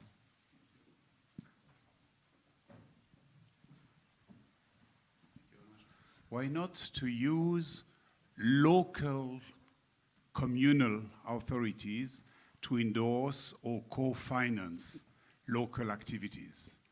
In our case, for example, in India, we are selling machines for disinfection in Panchayat, the rural areas or in the slums.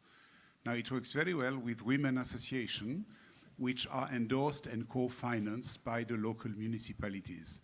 So it's a system which is a dual system with the banking and the local authorities. How do you see that? So who wants to, like the presenter or the discussant or both? Do you want somebody specifically to answer this question, or whoever whoever wants to go? So I'm happy to take a stab at this one. So we are not looking at this one, but I think this is a very interesting and promising idea, correct? Looking at blended financing, essentially, where potentially also public funding could bring it up to the level where investment is even attractive for traditional investors who might not even care about the social impact. I think there's a lot of promise in this blended financing in general, not just when it comes to fostering the development of sustainable cities, but also when it comes to climate change, when it comes to the protection of biodiversity. It's actually an area of research I'm looking into. Thank you for the comment. I would love to hear actually Catalina about her thought. I think that's absolutely right. I think, being able to talk to communities, local communities that have the local knowledge of how the markets work really can help impact investors in their due diligence exercises, and really try to understand which are the firms that are most likely to succeed. At the same time, these type of institutions can also provide training and many resources that impact enterprises need to succeed. So I think that's absolutely correct and interesting. Just to build on that, something we did not do, but I felt interesting. In Bihar, they had the question on how to maintain the solar panels. They were training young men. As soon as they were trained, they would go to the town. So then they started training grandmothers who would stay in the place and teach their daughters. In our case, with Swiss New Water in India, what we do is we work with one of the local community, and the beauty is the next village, they said, I want the same. So there is an educational halo effect from the one to the other. And that helps a lot because they see what the neighbors has done and they want to do the same. Yeah, that's a great point. So I think it would be lovely to continue the discussion, but we're kind of running a bit late in time. So we're going to break now. So thanks again to Catalina and Caroline for the great presentation. And we'll reconvene in 10 minutes for the second session and then the interview. Okay, so we'll take a quick break of 10 minutes, and thanks a lot for the presentation. Thank you so much, Catalina, and thanks so much for the invitation.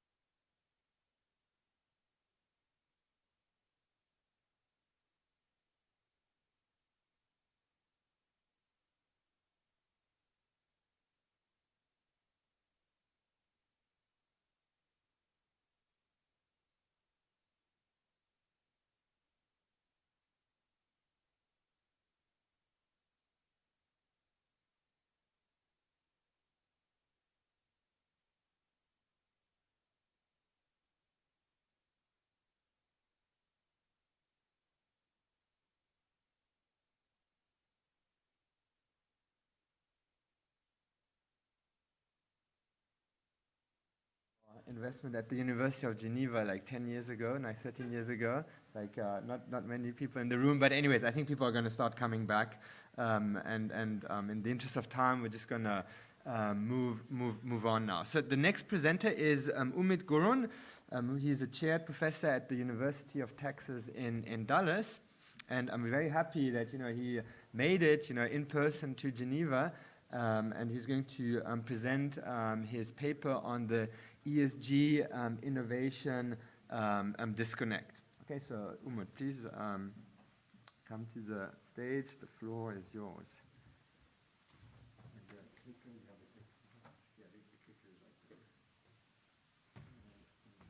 Clicker is here. Okay. So I have half an hour, right? Can you hear me from the back? Yes. Perfect. Okay. All right. Thank you so much for having me. It's a great pleasure to be here. So this paper is with Lauren Cohen from Harvard Business School and Kwak Nguyen from DePaul University.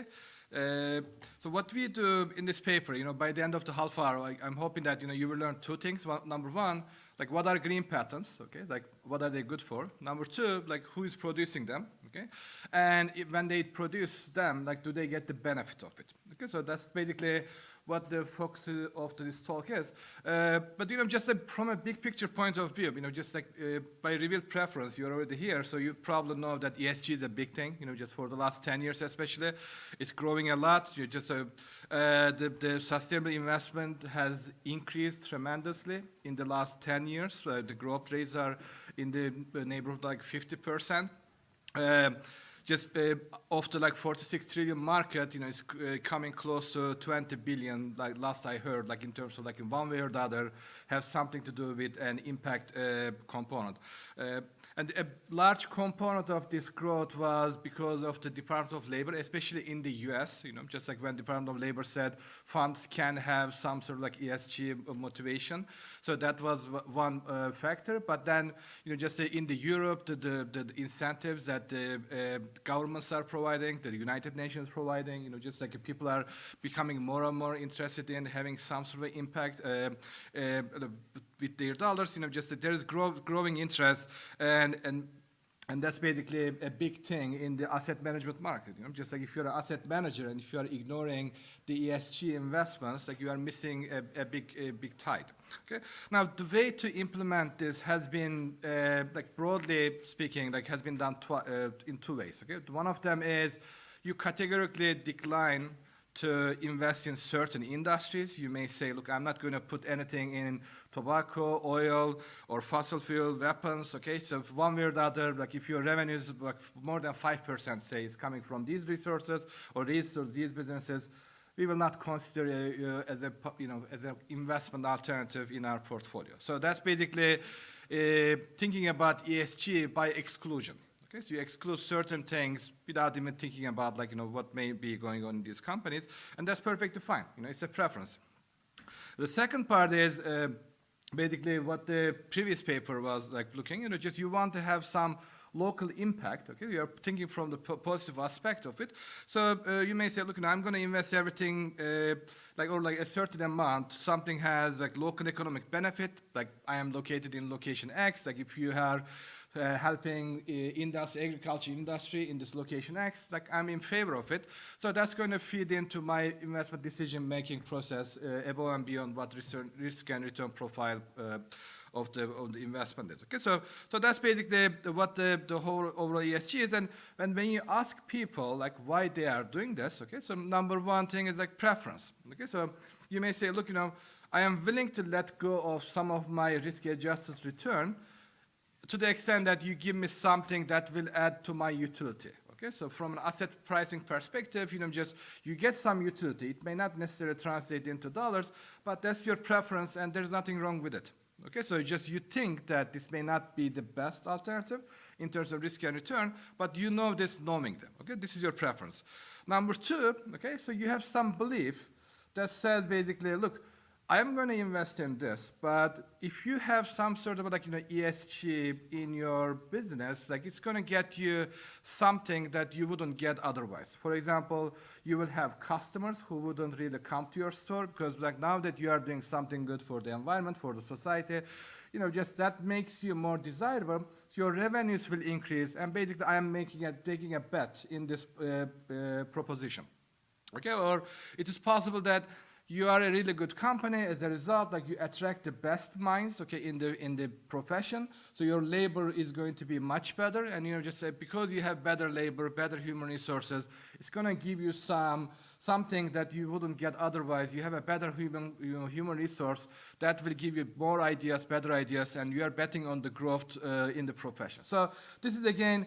It's the view that you are going to get some return out of this preference, and that's going to make you a better company. Okay, so the sort of the broader sort of view of like just in the academia at least is as soon as you deviate from the risk return sort of like framework, you're going to impose something, so you won't get the best allocation of the assets.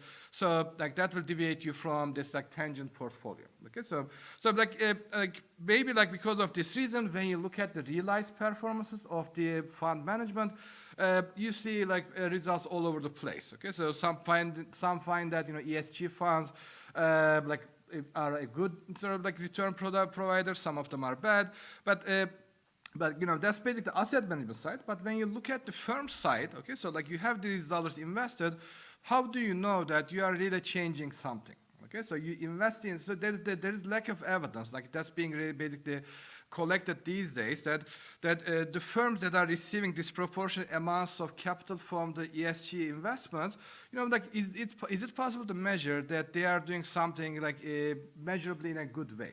Okay, so if I'm investing, for example, like just let me take it to the context of my paper, that if I'm investing in for the clean sort of energy purposes, how do I know that these companies are really giving something back to the environment? Okay, so like I can measure certain things. I can look at the carbon emission, like whether it's being cut enough, but can I also like look at this equation from a like innovation perspective? Okay, so that's basically like our starting point. Okay, so our motivation is we want to understand whether ESG investment flows like impact innovation. Okay, and the reason why we do that is just we are going to invest.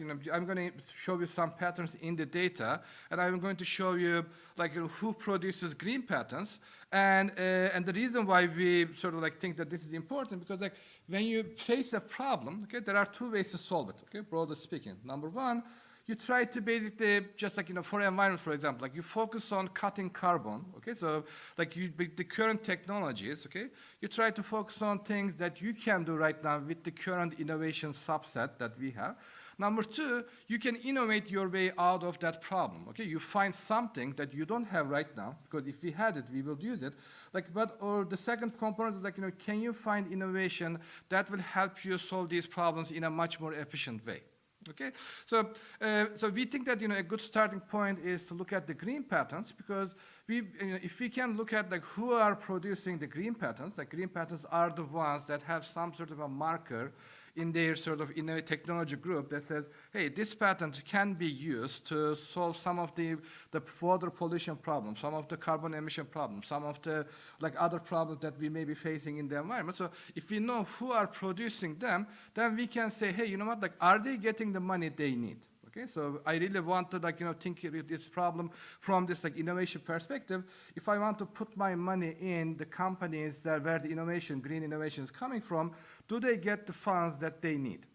Okay, and then, just that's the second part of our paper. Okay, now, like before I go into the details, okay, so the surprising finding, okay, to us at least, like that's not the initial point that we had at the beginning, seems like, the type of funds that seem to be getting disproportionate amount of ESG investing are not the ones that are producing the green patterns, okay? And the reason is, we find that the energy industry, like a fossil fuel industry, oil and gas industry, they seem to be producing disproportionately more green patterns in their R&D activities, okay? Okay, and the reason, okay, that we think, I'm going to motivate this further later, is that because they are the ones to lose a lot. Okay, so when you give someone a big incentive to sort of like do something, because they are going to lose a lot. Okay, so they have the most incentive. And it turns out that they are putting a lot of effort in producing the green patterns to switch from the carbon sort of based energy production to green resource based energy production. And these are the sort of type of patterns that seems to be like, coming out of these firms. And we think, this is kind of a dilemma. Okay, dilemma in the sense that, when you look at like, whether these green patterns are really good patterns, which turns out that these are blockbuster patterns, meaning a lot of companies are citing it. It seems like, they are not really, they are cited a lot, okay, they are used a lot. The people consider these patterns to be like, important patterns, so like it influences other people to sort of like think about the innovation world. And the paradoxically, okay, the oil gas companies, okay, or energy companies in general seems to be explicitly excluded from the ESG investments. So in a way, you give your money to a group of people, okay, thinking that they're going to put the money into a problem that you want to solve, but turns out the problem is, I don't want to say the complete, like it's like there are also a group of companies that may help you sort of solve this problem like in a much more efficient way. Okay, so that and then we start start thinking about just what are the other sort of like just markets, like what are the other interesting things that these guys do, that there is no evidence, for example, like in the patenting world. There's this concept of patent tickets, meaning you'd want people to cite you, or you want people to license that technology from you, or you want to block others to, get into that area. Okay, so because a patent gives you right to block others doing the same thing. Okay, so it doesn't give you right to do it. It prevents others to do it. So we find that energy firms do not seem to be blocking others get into the same turf, and they seem to be licensing a lot. They seem to be letting these patents to be used by the others. So it seems like, and then energy firms like the ones that seem to be producing more of these green patents seem to be, just like also producing more green products and then putting more money into capital expenditures. Okay, so like overall, we think that this is a pattern that people have missed so far. Okay, and the current ESG ratings, most of them seem to be dismissing this important component. Okay, so everybody, or not everybody, but most people seem to be focusing on how much carbon is being cut, like things that you can measure, things that you can basically like focus from the disclosures of the company. There's too much emphasis on certain things, but there is little emphasis put on the innovation aspect of it. So we think that there is a room for improvement. Like if we can maybe make these things more visible, then people can decide like to how they can allocate their capital, and if they think that that's the best way to go. Okay, so those are like our findings. I don't want to like go over the model as much as Luigi did. Just the model just like says, look, there's a firm with innovation and there's a firm without innovation, and the difference seems to be driven by a couple of things. One of them is if you have the market power, if you're a major player in an industry, this is called the innovator's dilemma, okay? So you have the most to lose, okay? If there's a breakthrough technology, it's better to find that breakthrough technology yourself in the company.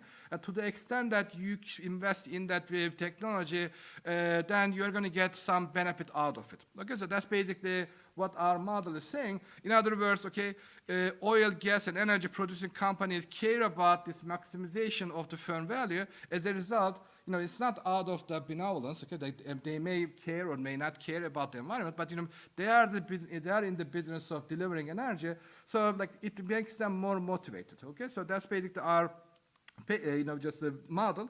And then just how do we go ahead with like testing this these sort of just a proposition, the ideas that I have been telling.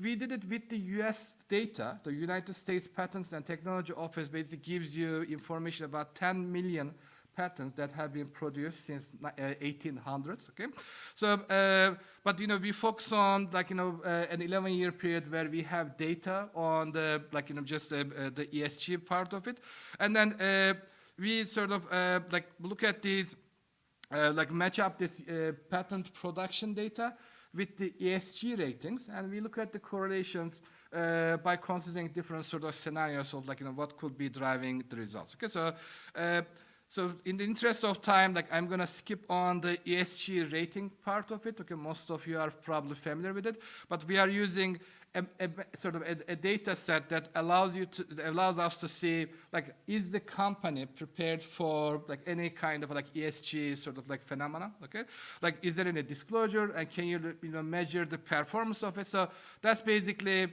just whichever like ESG rating company you go, like they give a lot of thinking, and there's a lot of thought behind all these metrics. You combine all these things, you create a metric for the environmental, social, and the government, and so on. Okay, so from this like data set that we are using, we only focus on the E part, okay, because like we are dealing with the energy part. And then coming to this green part, okay, we follow this the green technology sort of indicator that OECD has provided. Okay, so what do we do? Okay, so this is, I know that you don't see it, I'm gonna make it bigger. So this is like a typical patent document, okay? So when you look at this document, it says, hey, you know what, like this is the inventor, this is the company. You see a lot of information about the patent, but there is also like another thing that you see here is called IPC class, okay? So this a patent may have multiple IPC classes, okay? The one that we think kind of like interesting is just some of these IPC classes, there are like 700 of them, okay, are labeled as something to do with the energy, okay? So something to do with the greenness. Okay? For example, you may have a wind turbine. You may find a lubricant that will make that wind turbine will just go around much faster, much efficiently. So that lubricant happens to be a green patent because it will give you some advantage in producing energy, green energy, much efficiently. Okay, so there are certain categories of these patents. One of them is related to air pollution abatement. Okay, the other one is water pollution abatement. Another one is the climate change mitigation. Okay, so you can see underneath for each patent, it's very detailed. It says, hey, you know what? This is going to help us with something with the solar thermal energy. Another one is about the geothermal energy. Okay, so you really see tons of patents. Some of them have nothing to do with just providing some green outputs, kind of the green advantage. But there is a quite sizable amount of patents out there, and that's basically our focus. Okay, so what we do is we look at the number of patents a company produces. Okay, and the total amount of patent, and we also look at the green patent. So, and when you sort of divide them to each other, okay, you sort of say, okay, so this company, okay, if the green patents are 30% of the total patents, then that means that's how much emphasis you put on the greenness. Okay, in your research and development activity. Okay, so that's essentially what we do. So this one is from 1980. So this is basically something important to understand. The green patents, okay, if you know how to market well, the effort has been going all the way back to 1980s. Okay, the first patents are again produced by the green energy, sort of the oil gas companies, well before the ESG was an investment phenomena. Okay, so you see green patents going back to the 1990s and so on. So why is this important? Okay, so this is number of green patents that over time, on average, okay, in a given year, recently you see about 5,000 green patents, and this was about 2,000 going back to 1980s. Okay, now what we sort of want to highlight, given the interest of time, these are the top green sort of producers, the top 50. Oil companies, the one highlighted in yellow, okay, so just kind of surprising to us. I mean, I'm not surprised to see, for example, Tesla in the list or the General Electric, some manufacturing company, because they will have some sort of incentive to produce a green patent. But when you see these, almost all the oil companies popping up with significant amounts, okay, so especially if you look at these ratios one after another, okay, so a pattern emerges, okay. So for example, the first thing that we did was, okay, as an industry, okay, as a percentage of your total portfolio, patent portfolio, if you're an energy company, in terms of ratio, do you seem to be standing out in that crowd? And the answer is yes. The answer says that energy firms has nearly 3 times relative to the focus in the green innovation compared to manufacturing industry, for example. Okay, or any other industry that you see. Okay, so if you make the comparison, transportation, manufacturing services, take any combination, energy firms seem to have disproportionately more green energy. Okay, green patent. Number 2, okay, that if you just focus on the climate change mitigation, the result is much starker, okay? So they seem to be doing a lot that the green energy, sort of the OECD has marked as, this is a patent that is going to help us to solve the green, sort of the climate change related issues. That seems like, they are coming from the energy companies, okay?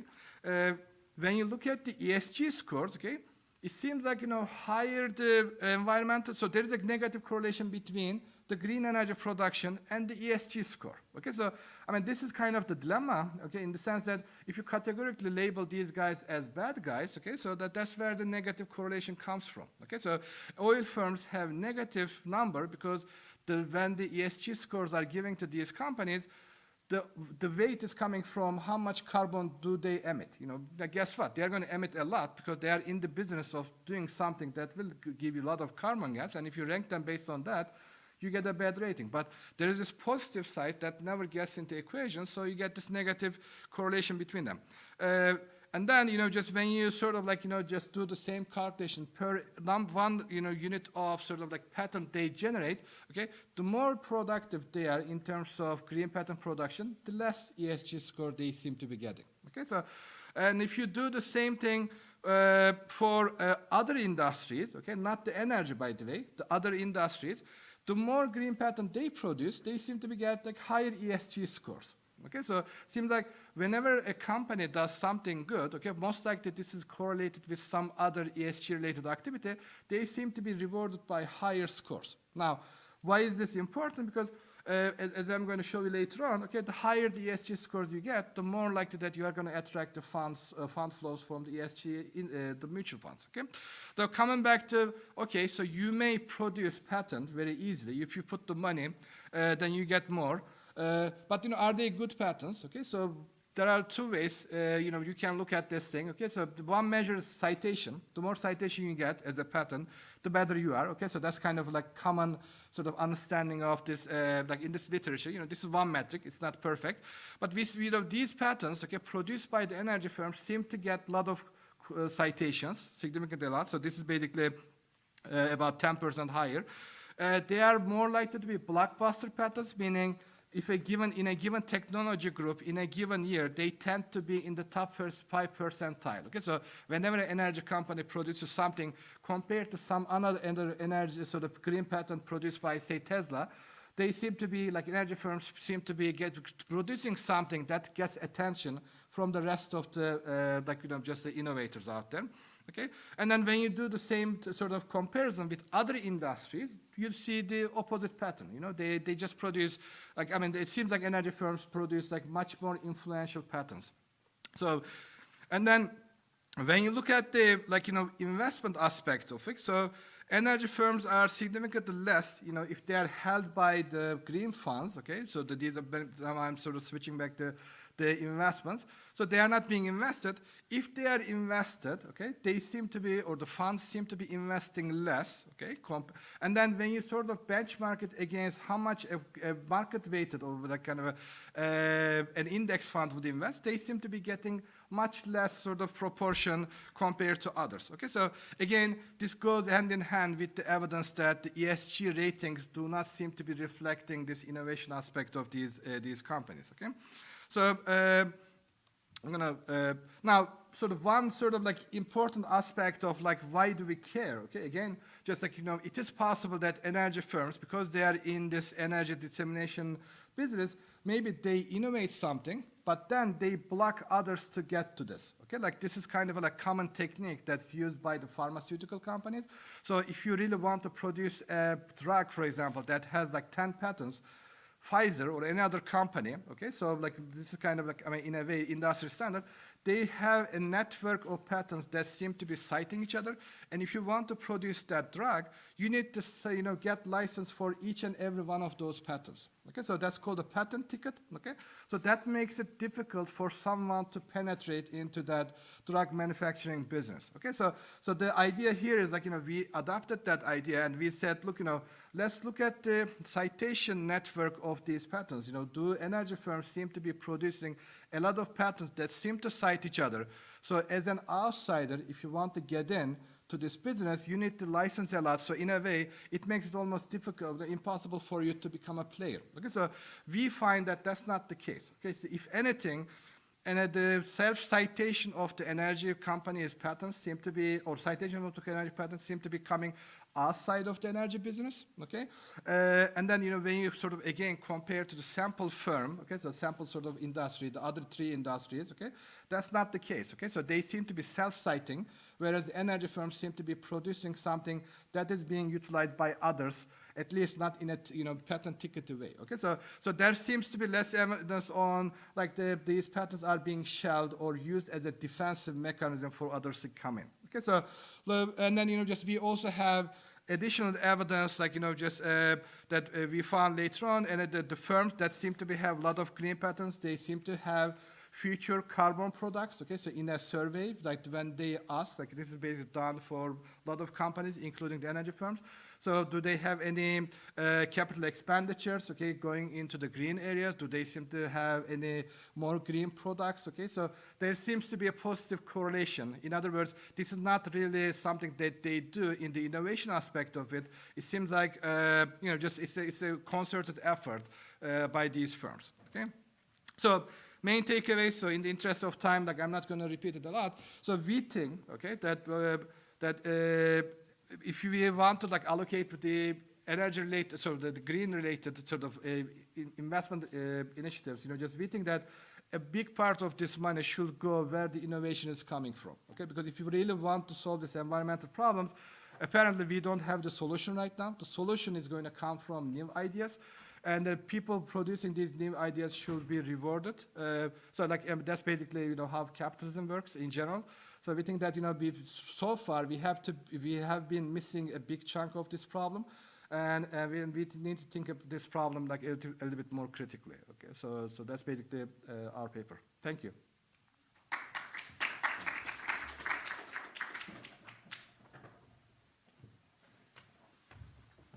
So thanks a lot, Umut, for this interesting presentation. So the discussant is Ford Harmeling. So Ford Harmeling wears two hats. On the one hand, he's a researcher at Lombard Investment Managers related to sustainability, but he's also a part-time academic. So he's a visiting professor at Free University in Amsterdam, and he's going to be the discussant. So you have 10 minutes. The floor is yours.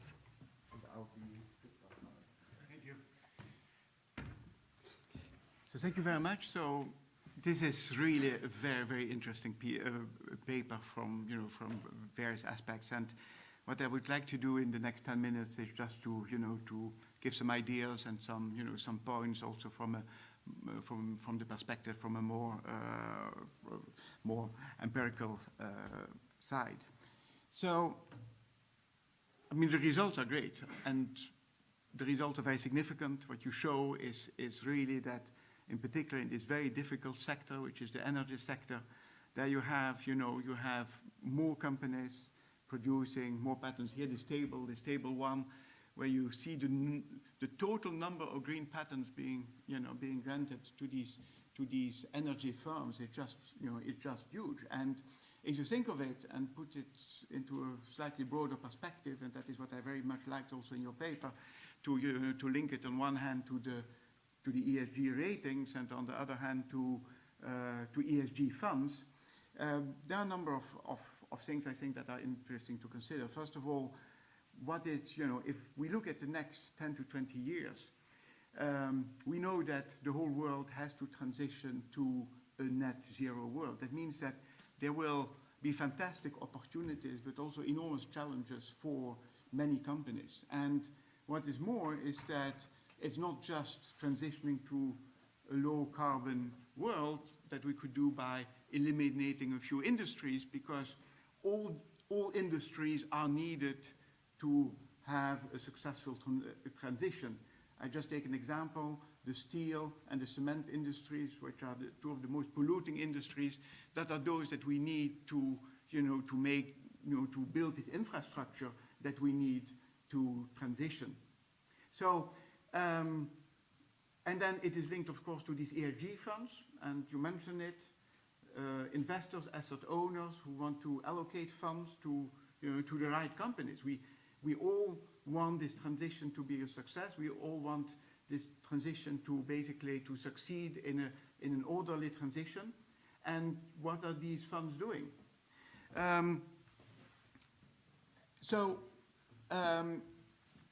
Basically, without going into the details, these energy firms play a major role here by the number of patents. So what I would like to do is, first of all, just say a few words on the ESG funds and how the capital is allocated. And yes, indeed, some asset owners or managers do not invest at all in the fossil fuel industry. We have seen the example of one of the largest Dutch pension funds last month, APG, who will divest from fossil fuel, 15 billion divestment, pretty big. But if you look at the landscape of investing in ESG, I like this graph here because it shows that on the far left, you can already do ESG investing by just making a few exclusions, and then you have some kind of ESG strategy. Or you can go all the way to the right, where you really focus on, on very specific impact-related funds. So the landscape is very large, and in between you have many of these ESG-labeled funds that would probably, within a sector, maybe also within the energy sector, say, well, let's focus on a number of companies, better companies than others, but not so much divesting completely from the whole energy sector.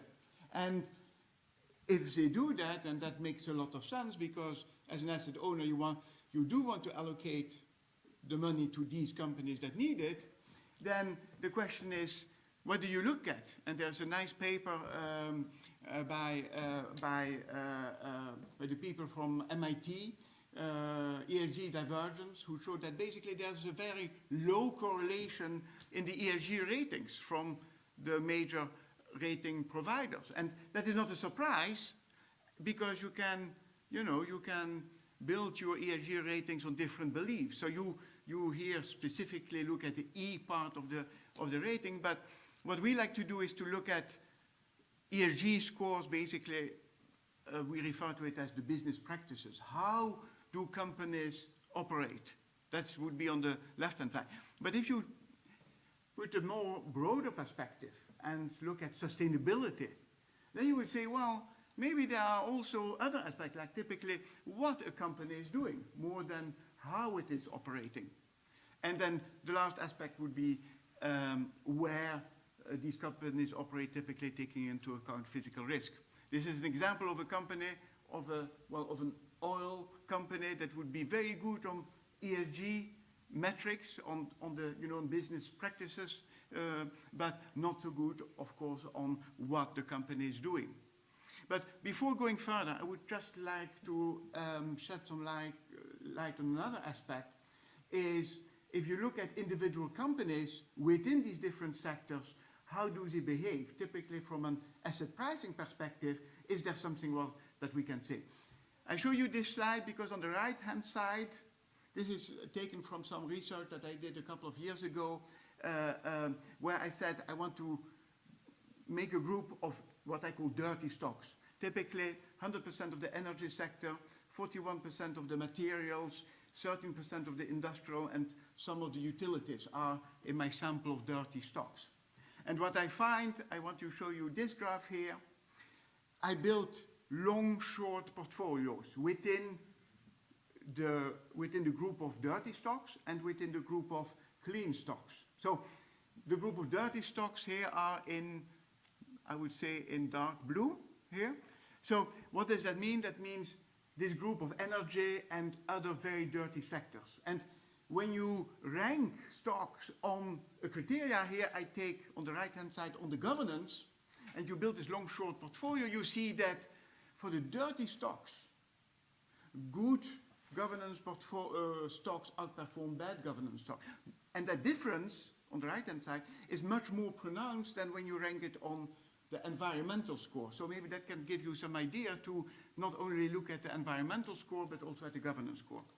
And then I also use some other metrics, and this on the right-hand side, this is a metric that basically also takes into account innovation and is also based on patents. And what you see here is that within the dirty universe, the companies that have a high level of innovation by this metric outperform those that have a poor degree of innovation.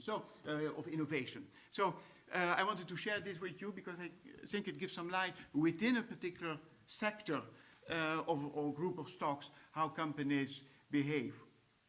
So to summarize, a great paper, really well done. I think that on the measurement of of ESG scores, maybe then you could look at different things and also consider the fact that what is an ESG score? It can be broader than just that E metric. And then how to identify and categorize ESG funds. I think it's very much about when you look at this transition to a net zero economy where we will have winners and losers, and this transition that will offer fantastic opportunities, how do you identify that? And that is with forward-looking metrics on how is a given company positioned on this pathway to the decarbonization. So how it is positioned within its sector, within its industry.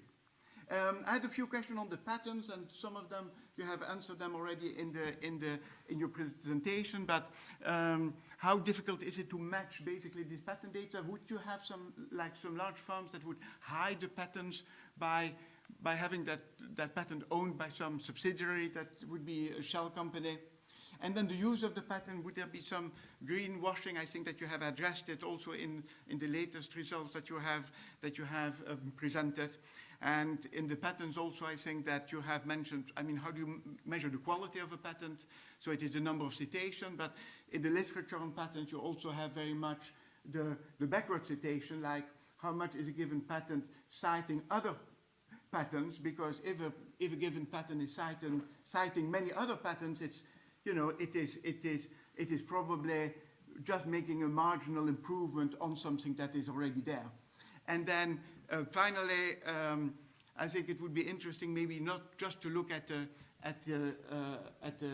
SIC two-digit classification, but you could consider to look at the revenues data. So the revenues from which sectors are these coming, and there are two great databases here. TrueCost is one, and the other one is the RBIX from FactSet. Two databases that offer very granular decomposition of the sectors from which the revenues are coming. And if you could map it on that, then you might find some very interesting results. And the final thing is to make this link with the asset pricing theory.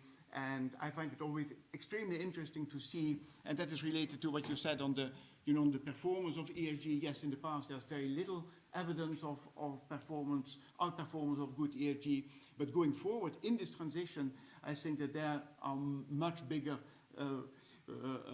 forces at play. So make this link with the asset pricing. So once again, great paper, congratulations, and I'm looking forward to see updated version of the paper. Well done. Thank you. Oh, yeah. Okay, so are there any questions? Yes, and maybe can we get like 2 microphones for both of them? Great.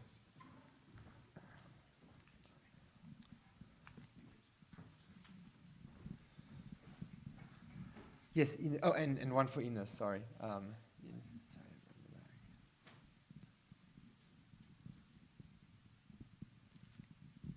Thank you very much for the presentation and discussion. I have a question about to what extent you think also the US subsidizing clean energy innovation could explain also this, this difference in patenting that you're showing us. Yeah, please. Professor Chapes was asking to what extent the subsidizing of clean energy in the US was behind that effect, right? If I understood correctly. Yeah, we didn't look into that. My guess is, just giving incentives is important, definitely. I don't know if energy firms are using those incentives disproportionately more. So that's something that we should check. But there is definitely a lot of incentives like all over the world, including the US, so that could probably help the problem. I mean, government is part of this solution, obviously, just if you incentivize people either cutting like just like tax for those like the dollars that is being put for the R&D, I think that will be really helpful. But we don't have a analysis, so that's something that we should look at. Yeah, very good. Thank you. Do you want to? No. Okay. So there's another question. Yeah, please go ahead. Well, what is the green patent? The patent, it means the industrial applications for any innovation which will be an invention, which means also the tradable. This is the patent. And it's not just observation, it is not just something obvious. This is the meaning of the patent. Otherwise, trademarks, it is also another aspect of intellectual property, and it is also legal protections. Maybe this is American vocabulary. What your talk? So, I mean, definitely, USPTO, just allows you to see the trademark, patent, just like there are different types of intellectual property. So we are looking at just one particular type of intellectual property that has to probably just classify or just puts some sort of definition on the idea that is useful to produce a product or a service. Okay, so in that sense, patent is more tangible, okay, of the intangible part. Like trademark, you can create some sort of advertising, some sort of brand. I guess I don't know to what extent a brand is going to help you to solve the green problem. Just it has to do something with the manufacturing. So that's why I guess patent is a bigger component of this issue. And then I guess we are able to capture that with the analysis we have. I mean, if you have other suggestions on that, just what other... yes, as you said, also the intellectual property, it depends how you formulate it and which context is it. And right. It could be, as you said, solutions, otherwise it is problems. Yeah. Yes. Yeah. And the criteria in the US, it is not like the other criteria in other parts of the world. Yeah. Not everything is patented. So I mean, another way of thinking about your sort of the claim that you are making. There is a concept of trade secret. Yes, exactly. Right? So I guess that's what you're. So you don't necessarily need to patent something. And I'm just in a way, just there is definitely a way for some industries to sort of hide it. Okay. But in general, I mean, just there is no way to measure it. Okay. But there is an incentive to put your name on the patent because it gives you right. Because if somebody starts using that idea. Okay, it's a secret, and if somebody starts using it, you cannot legally go after them and say that, hey, I have found this way in advance. So you cannot claim some sort of advantage over them. Okay, so to that extent, if you really think that it's important, okay, so it's better to patent it than not patent it. Yeah. Maybe there was what you talk about it. Maybe they cannot be patented in Europe or other part of the world.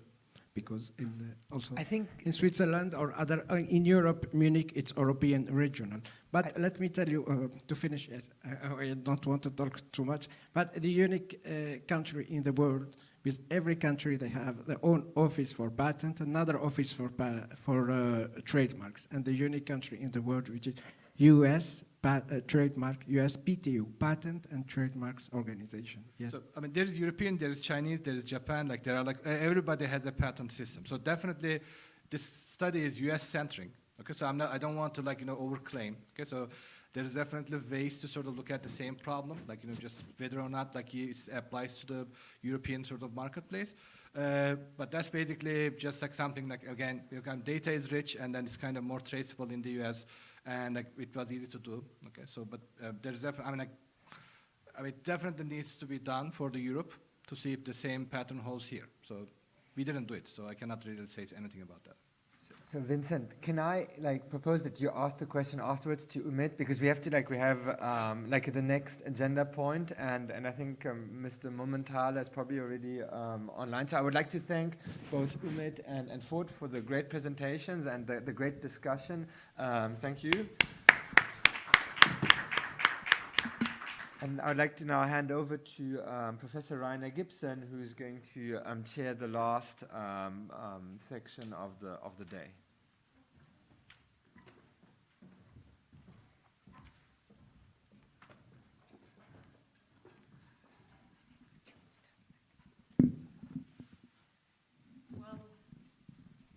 It's really a pleasure to have as a keynote interviewee Christian Mumenthaler, who's the CEO of Swiss Re, the group Swiss Re.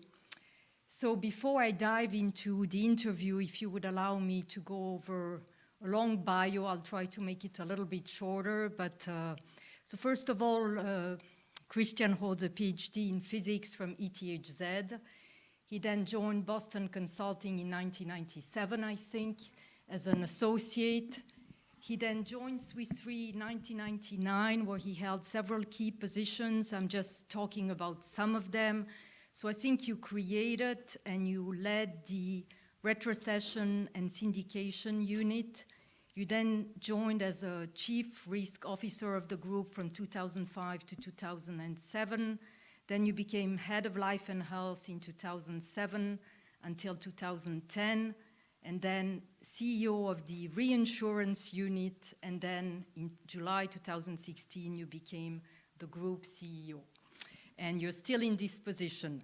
Besides that, there are several other issues. I think Christian has just been elected chairman of the Geneva Association, which is a very prestigious association that holds insurers and reinsurers.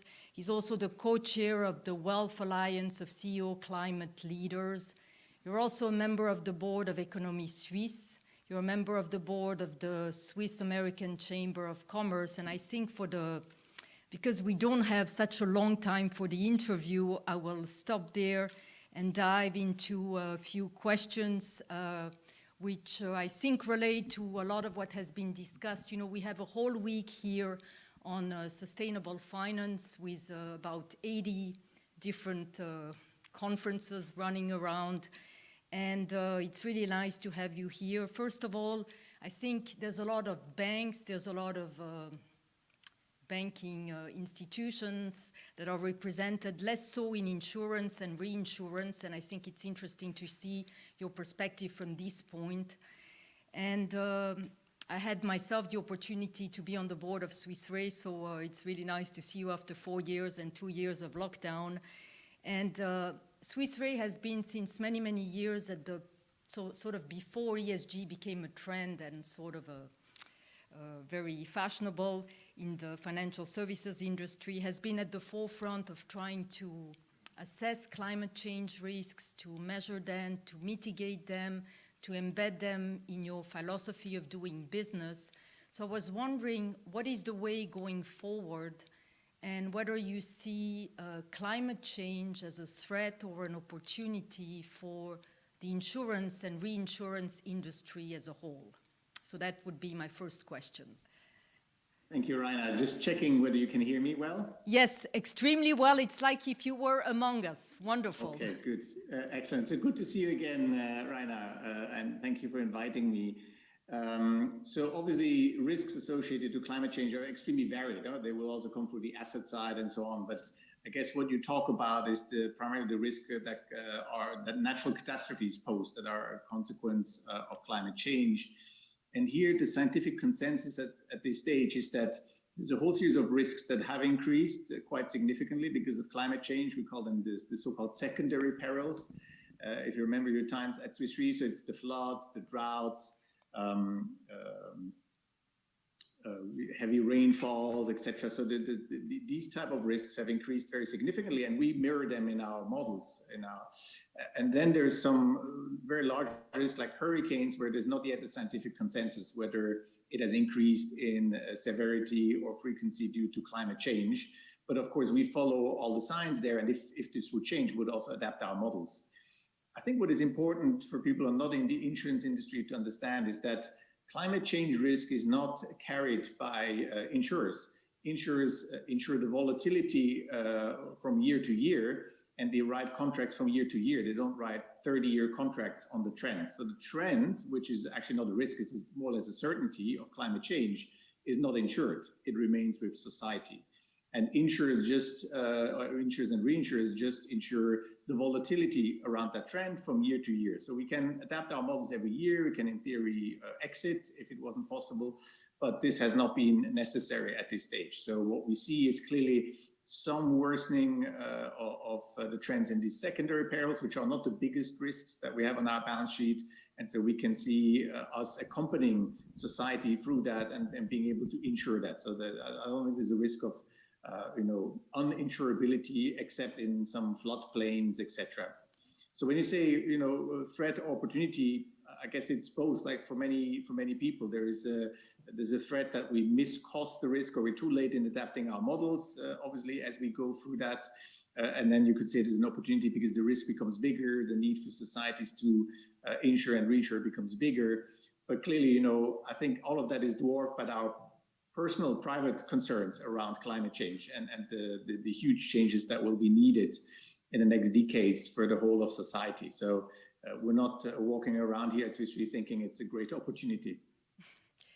Thank you. I think you went to the COP26. I just read through the press that the concern is a bit pessimistic about whether we'll reach the targets and the 1.5 centigrade increase in temperature, whether it's a feasible goal. The pledges were perhaps not as successful as we might have thought. So I was wondering, what are your personal impressions from, are you as pessimistic? Do you think the push is going to come from the private sector?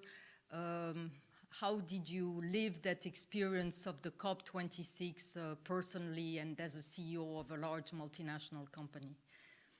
Yes, so happy to answer that. Before I do that, I think it's really necessary to take a step back and explain what, because many people don't know, and I don't know your audience exactly, but don't understand what will be needed with this Paris Accord. What does it mean? And so, forgive me, but I think I need to go into that because then I can go to COP. So today we're emitting 40 to 50 gigatons of CO2 per annum. It's the whole world. And when you look at how we can get to net zero, which is by 2050, which is necessary to fulfill the 1.5% degree pledge, let's say the first third or so is relatively easy to mitigate with current technology. So you can apply current technology, add positive returns, and you can reduce it. And then the next part of it, which is probably bigger than the third, is very hard to do. So you need to change everything, how you produce concrete. You need to produce green concrete, green aluminum, green steel, everything. Tens of thousands of factories in the world will have to change their procedures. The output will be significantly more expensive. The question is who will take care of that? So enormous, gigantic challenge and change in the industry comparable to the Industrial Revolution. That's the second pillar. And then there's a part you can't take out. It will not be possible. We cannot see how, because, for example, all the buildings you have, you will not be able to change all the buildings in the world by 2050 and have them net zero. It's not going to be possible. And then the Earth emits more and more now with wildfires, etc.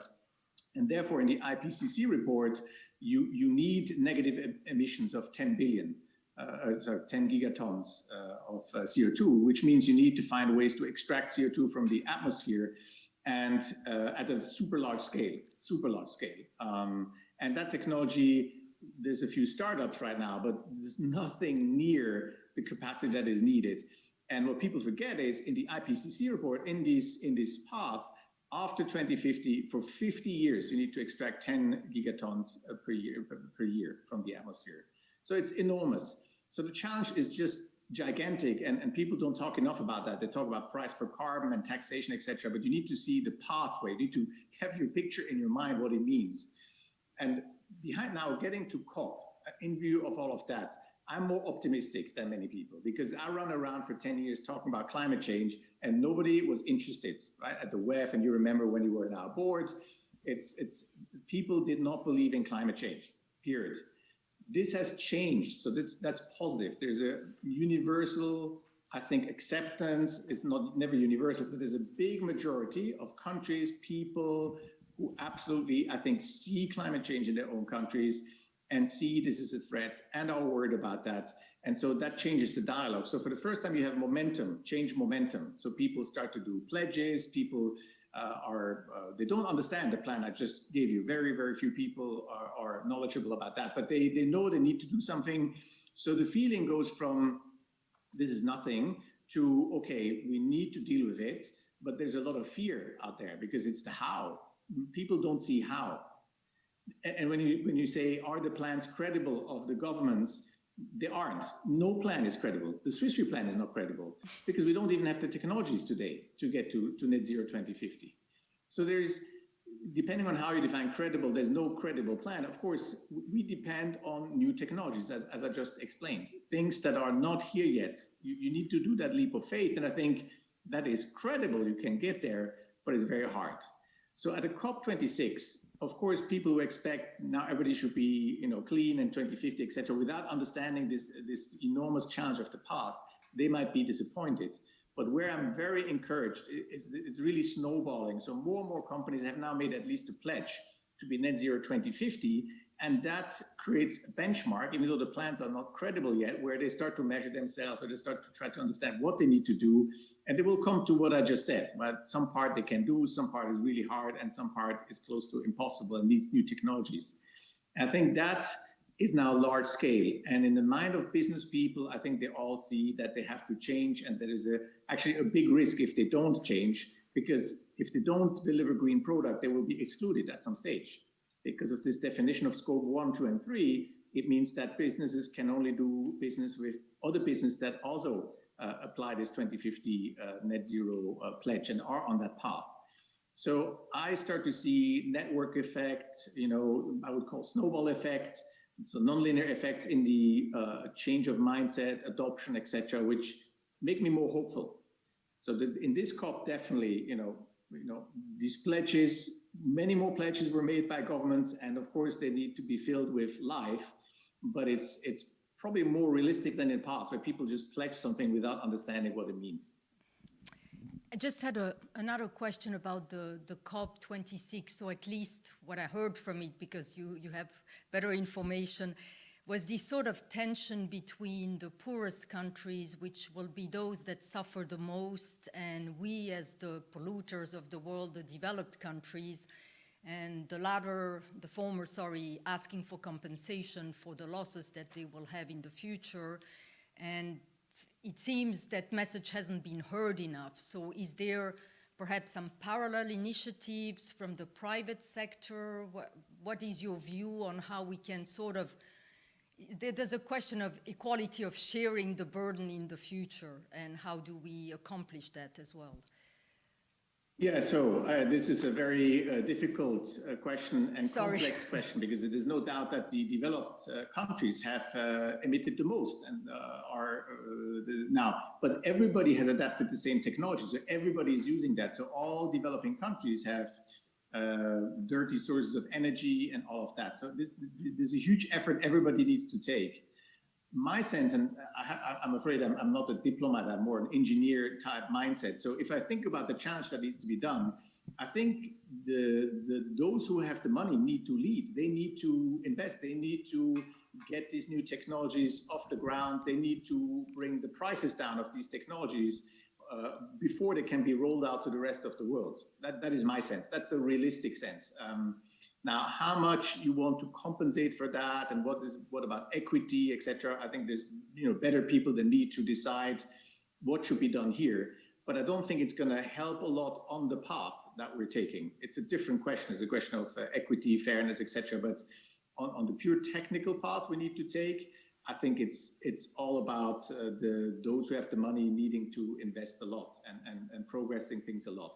I think once you get at scale, once technologies are cheaper, it's much easier than for a poor country to adopt them. So once solar is cheaper, solar is actually already quite cheap, but once you have a lot of these technologies, how to do green steel, etc., and it's priced at a price where they can economically take it, then I think you would have to roll out to the poor country. So perhaps one interesting mechanism, which is also very controversial, is the carbon emissions markets.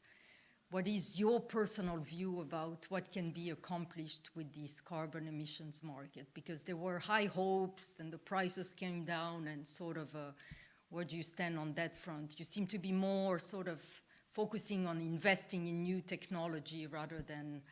Yes, having been 10 years on the subject, the initial solution everybody talked about is price for carbon.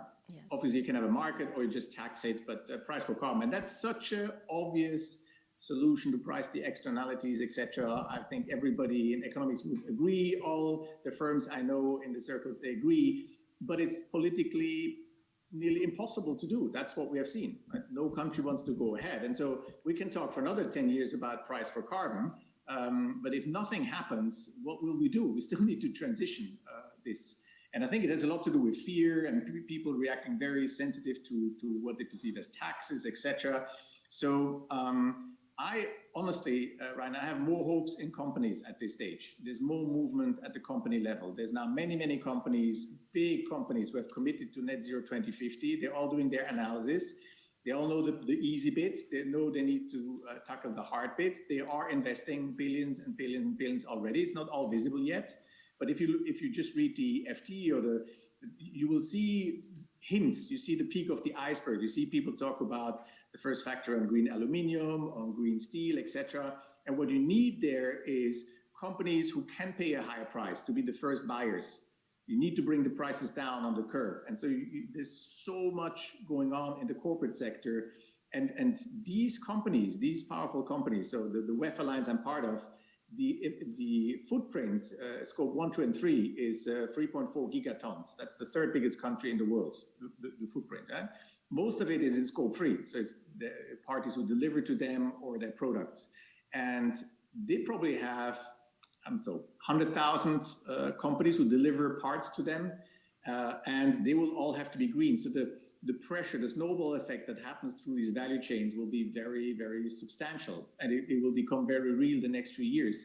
And these CEOs, they already know there is this transition, so I'm better ahead than in the past. So when they do a calculation, when Maersk is doing a calculation whether to buy ships that can run on biofuel, in the past, they would have said it's too risky. Now they say it's probably a business opportunity, and so they do it.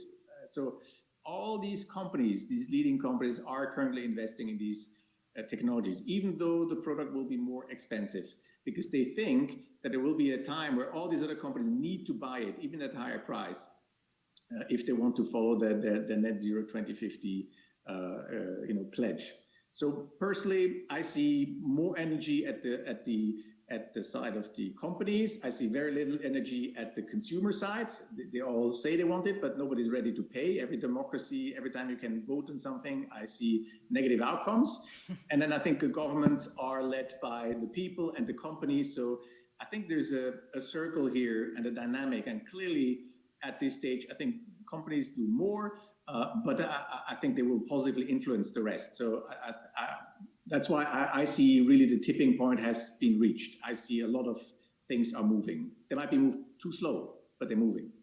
And can sort of all of these disclosure about CO2 emissions that's pushed in Europe by the regulators, how do you feel about that? Can that also advance the solution a little bit, or would you leave it to market discipline to, to foster reporting? I mean, what is the sort of the value added of all this transparency, all this reporting, which has now gained huge press and huge visibility? Yes. So the 100 CEOs of the Alliance have all said we need that. I totally believe in it. As you know from your time with us, everything that gets measured gets done. So it's not trivial, but I would definitely, our fear is more that there's 5 different standards. So I think it's super important we have one standard, but then I would really force all companies to disclose, and it has to be through governments, regulatory bodies. You might want to start with the big companies, because the small ones will of course say it's too much work, but you will have to expand to all companies. And I think once you have that in the transparent, this in itself will cause so many changes in behaviors, and people wanting to minimize, and this being checked by, if I do an RFP, I'm going to check the companies who want to compete for something. I think this simple disclosure alone will create lots of value, would create lots of value. Does it have to be audited, or does it have to be? I mean, you need specialists who can understand that and who can, It's not a simple. Most likely, yes, right? You know how complex it is. If every company just says, I think my CO2 is this, but there's no standards, no audit, it's going to be difficult. But maybe there's different steps. I'm aware there's probably not enough experts in the world to audit it. So I have since I'm also dealing with ethical issues, so you were certainly in environmental concerns a long time ago, but we seem to be surfing since 10 years on what I would say the ESG trend, both in the private sector, in academia as well. Now everybody's doing ESG, before nobody cared. So the truth for me is also considering greenwashing, right? Everybody's selling products that are greener than the neighbor, so there's some costs, some externalities to society about all these greenwashing going on. So how can stakeholders, clients, shareholders distinguish the true believers? You seem to be a true believer, I know you since a long time, from those that are just there because now everybody wants to be there. I mean, a conference like this before, would never have attracted 80 parallel sessions. So I'm just thinking, is that something that concerns you, or where one can distinguish also in the insurance sector, the reinsurance sector, but certainly in the banking sector as well, those that really are motivated by the cause rather than the PR around the cause? Yeah, I think well, it's a concern. It's probably not one of the top 5 concerns because we have so many other concerns to get through if we want to get this transition done. But it's a concern. It's probably natural that it happens because everything is unregulated, so anybody can pretend anything. I think that's where what we just said before comes into play. I think if all these banks, so first of all, many banks haven't made the 2050 pledge, just for your information. So that's interesting. I think you should maybe watch that before you buy a product from the bank. And I think there's this, and then they should start to disclose whatever they have, and then you should see progress in this disclosure, and the disclosure should gradually become more credible. And that's the real thing. That's the real thing, because it's a real path, measured, audited, etc. When it comes to the product, I think it's a bit the Wild West right now. This is not audited. There's no standards. So I would be very cautious as an investor. And certainly how to go about that. I mean, at Swiss Re, we try not to pledge anything. We know how imperfect everything is. So we'll never say we're green here, green there. We, like everybody else, it's imperfect. We just try our best at all points in time. But I think that's the best you can realistically achieve. As I said before, nobody has a credible plan because everything is based on technologies that are not yet existing. That's how challenging it is. So before I open it to I'm sure there's some questions from the floor, if you accept a few questions. I just have a question on you. You're very engaged on the environmental front, on the professional side and extra professional side, but as a citizen, having children, seeing the future on what is your vision and your engagement in your daily life that also, or your convictions that what can make it better for my daughter and your children in the future? Is there any recommendation for that? In your personal sort of life my stream. children are already older, Rainer. You remember when they were born? No. They're now 15 and 12. So we discussed that at home, as you can imagine. And obviously, we try to live a life that is aligned with all of that. So when we bought the house 15 years ago, we isolated. We have pellets heating. We have a solar panel for water heating. This year we have a solar panel for photovoltaic, which, by the way, in these days is not delivering much. We have an electric car. I use the train every day to come to work. But again, the flaws will be in the flying. I have to fly a lot for my job, or I used to fly a lot with my job. So that's a weak point. We can buy certificates. Swiss Re buys certificates since 2003. We're carbon neutral in that sense. That's the old definition. But as you know, a certificate is not taking out carbon from the atmosphere. It's just somebody else pretending they will reduce. And you can buy very high quality certificates, but still, it's not the same as net zero. So certainly I try to do that, but I certainly much bigger lever I have is my position at Swiss Re and what I can do. That's why I get engaged in all of these bodies, because I really think there is now good faith. There's not a lot of, well, there's always bad faith, but it's in the minority. But people don't see the way. Some people are just pushing; they don't see the way, and many governments, many companies, for sure. I mean, I discuss with people all the time. They don't see enough. What's the plan? They might say, let's price carbon, but that's not a plan. If you say, let's go to Mars, I see it as an engineer, right? It's a gigantic technical challenge. Like, let's go to Mars or move to Jupiter. It's really hard, but you need to explain. We need this, we need that. You can do this, you can do that. I think once there's a plan, once people see it, and to me, that's my passion, right? People need to start to see it, then people will move in the direction because the pressure is high. But if people don't see it, if you're like, okay, I can't do this, can't do that, what can I do? Then there's just fear. It's just, and I think there's a lot of fear right now in that people know they need to move, but they don't know where. So I'm gonna stop there because I've been monopolizing the floor. So I see some, so can you go around? Yes, so there's one question there. So we'll take 3 or 4 questions max. I know you're busy, but I'm sure there's some, yes, please. You are an engineer. You didn't be an official representative of Switzerland during a COP. Do you think your company will be attractive like that with another nomination if your company didn't got Swiss Re, an important reinsurance company? Because Swiss, it's attractive and it is also trademarks, and it's difficult having Swiss as trademarks for any company or the name of any company. Yes, it's true your company is located in Switzerland and it's growing more and more since 10 years ago. Yeah, so I was not part of an official delegation to the COP. A lot of CEOs went to the COP just to show support for the official delegations. So we met several delegations, and because there's the misbelief in business circles that, in government circles, that the business is not supporting the process. So we were several CEOs there to say we are supporting the process. Yeah, Swiss Re is 150 years old, more than 150 years old, and active in many, many countries. So we just have a headquarter here, but we're very global. The fact that we have Swiss in name is certainly helpful for the brand, but I think it's more what we have done over 150 years, which is basically to try to, protect societies, or we take premiums from everywhere, but we pay it there where it's most needed.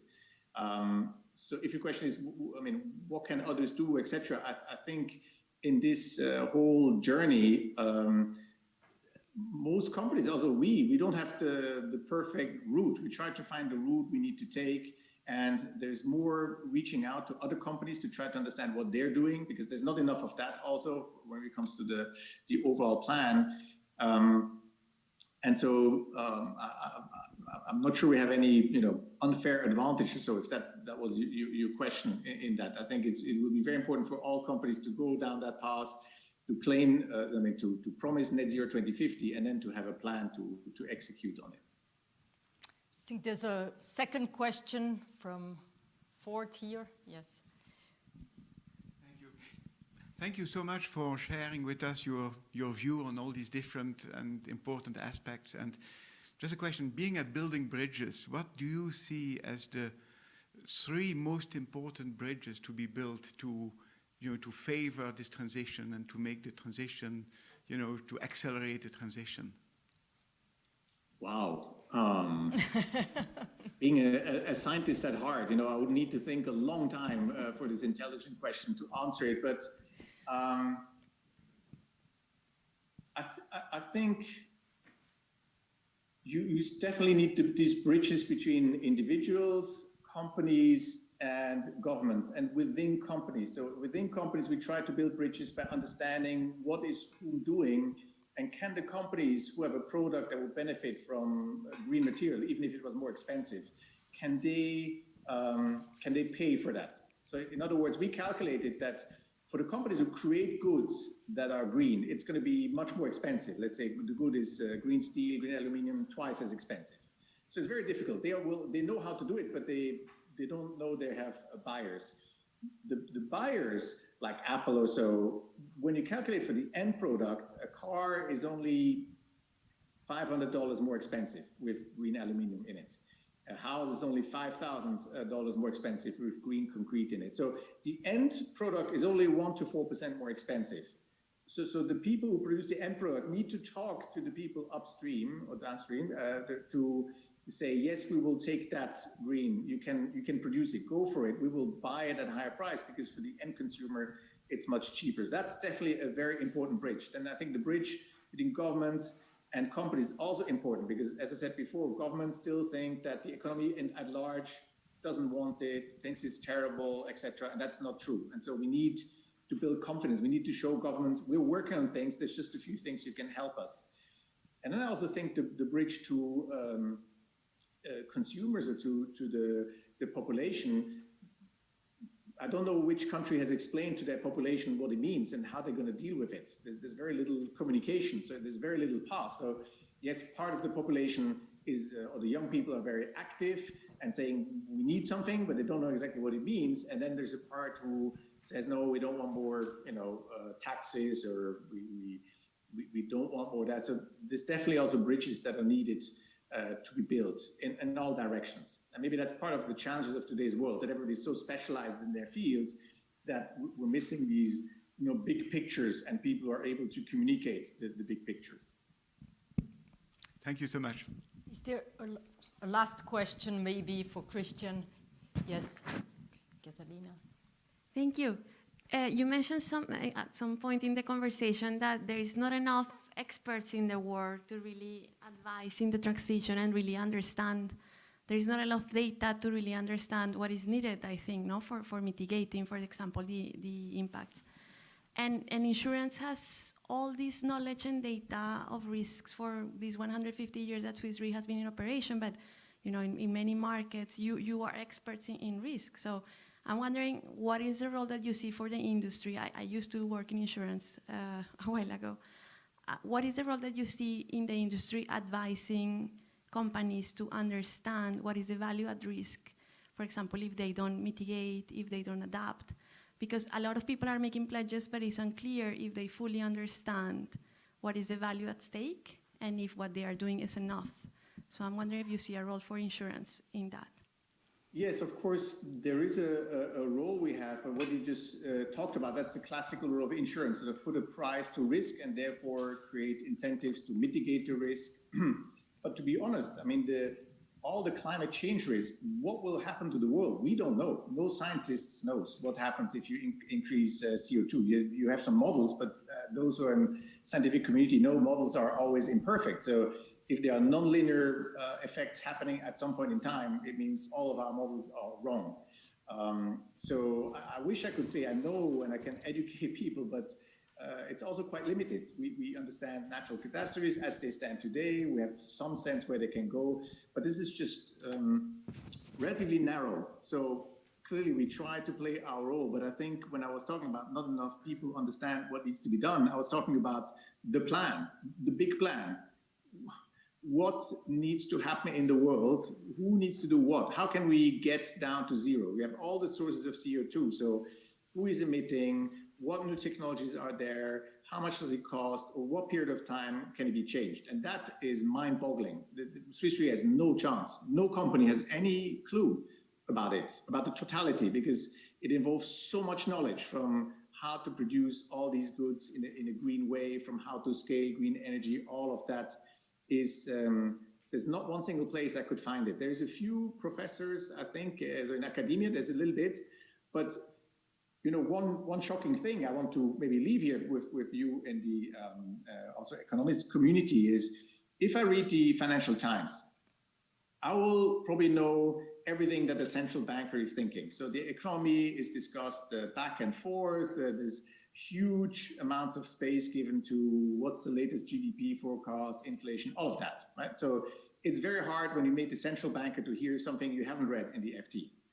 But when it comes to this topic, there is nothing. There's very, very little. People don't even know the basics. Nobody reads the IPCC report. there's just a glaring absence of knowledge. People talk just about carbon pricing, carbon markets. That's the extent we talk about the solution. And the solution will mean it's different, right? It will mean let's say super large scale solar plants in the hot countries, transformation into a carrying material, ammonium or hydrogen, new plants, new infrastructure in all countries where it can't be produced, import. I mean, it's really mind-boggling, and I think the level of knowledge around that is just way too low at this stage. Right? That's again back to my passion. Right? I think we need to have a much clearer sense of what the plan is, and that will then channel the money. There's so much money in the world, but it's not channeled to it.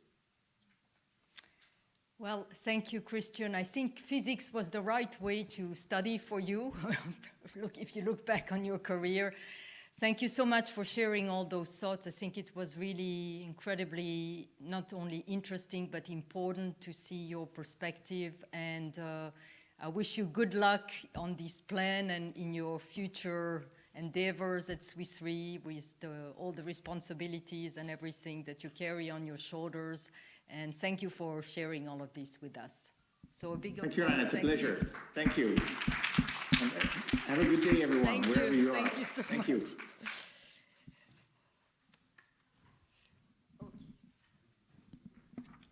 So I know we're at the end of a long day for most people here, so I'm not going to take a lot of time, but I think at the end of a conference, it's always nice to acknowledge who's responsible for, I guess, the positives that you heard today. And first of all, I would like to thank my colleagues, so Philippe Krueger and Shema Mitali, who's in the box out there, but who has been also very instrumental in making this conference work. I would like to say perhaps also that historically we've been starting this conference in the beginning of the year 2010, way before sustainable finance was a trend. This is the 5th summit that we organize. We hope we'll see many of you at the 6th summit that we organize.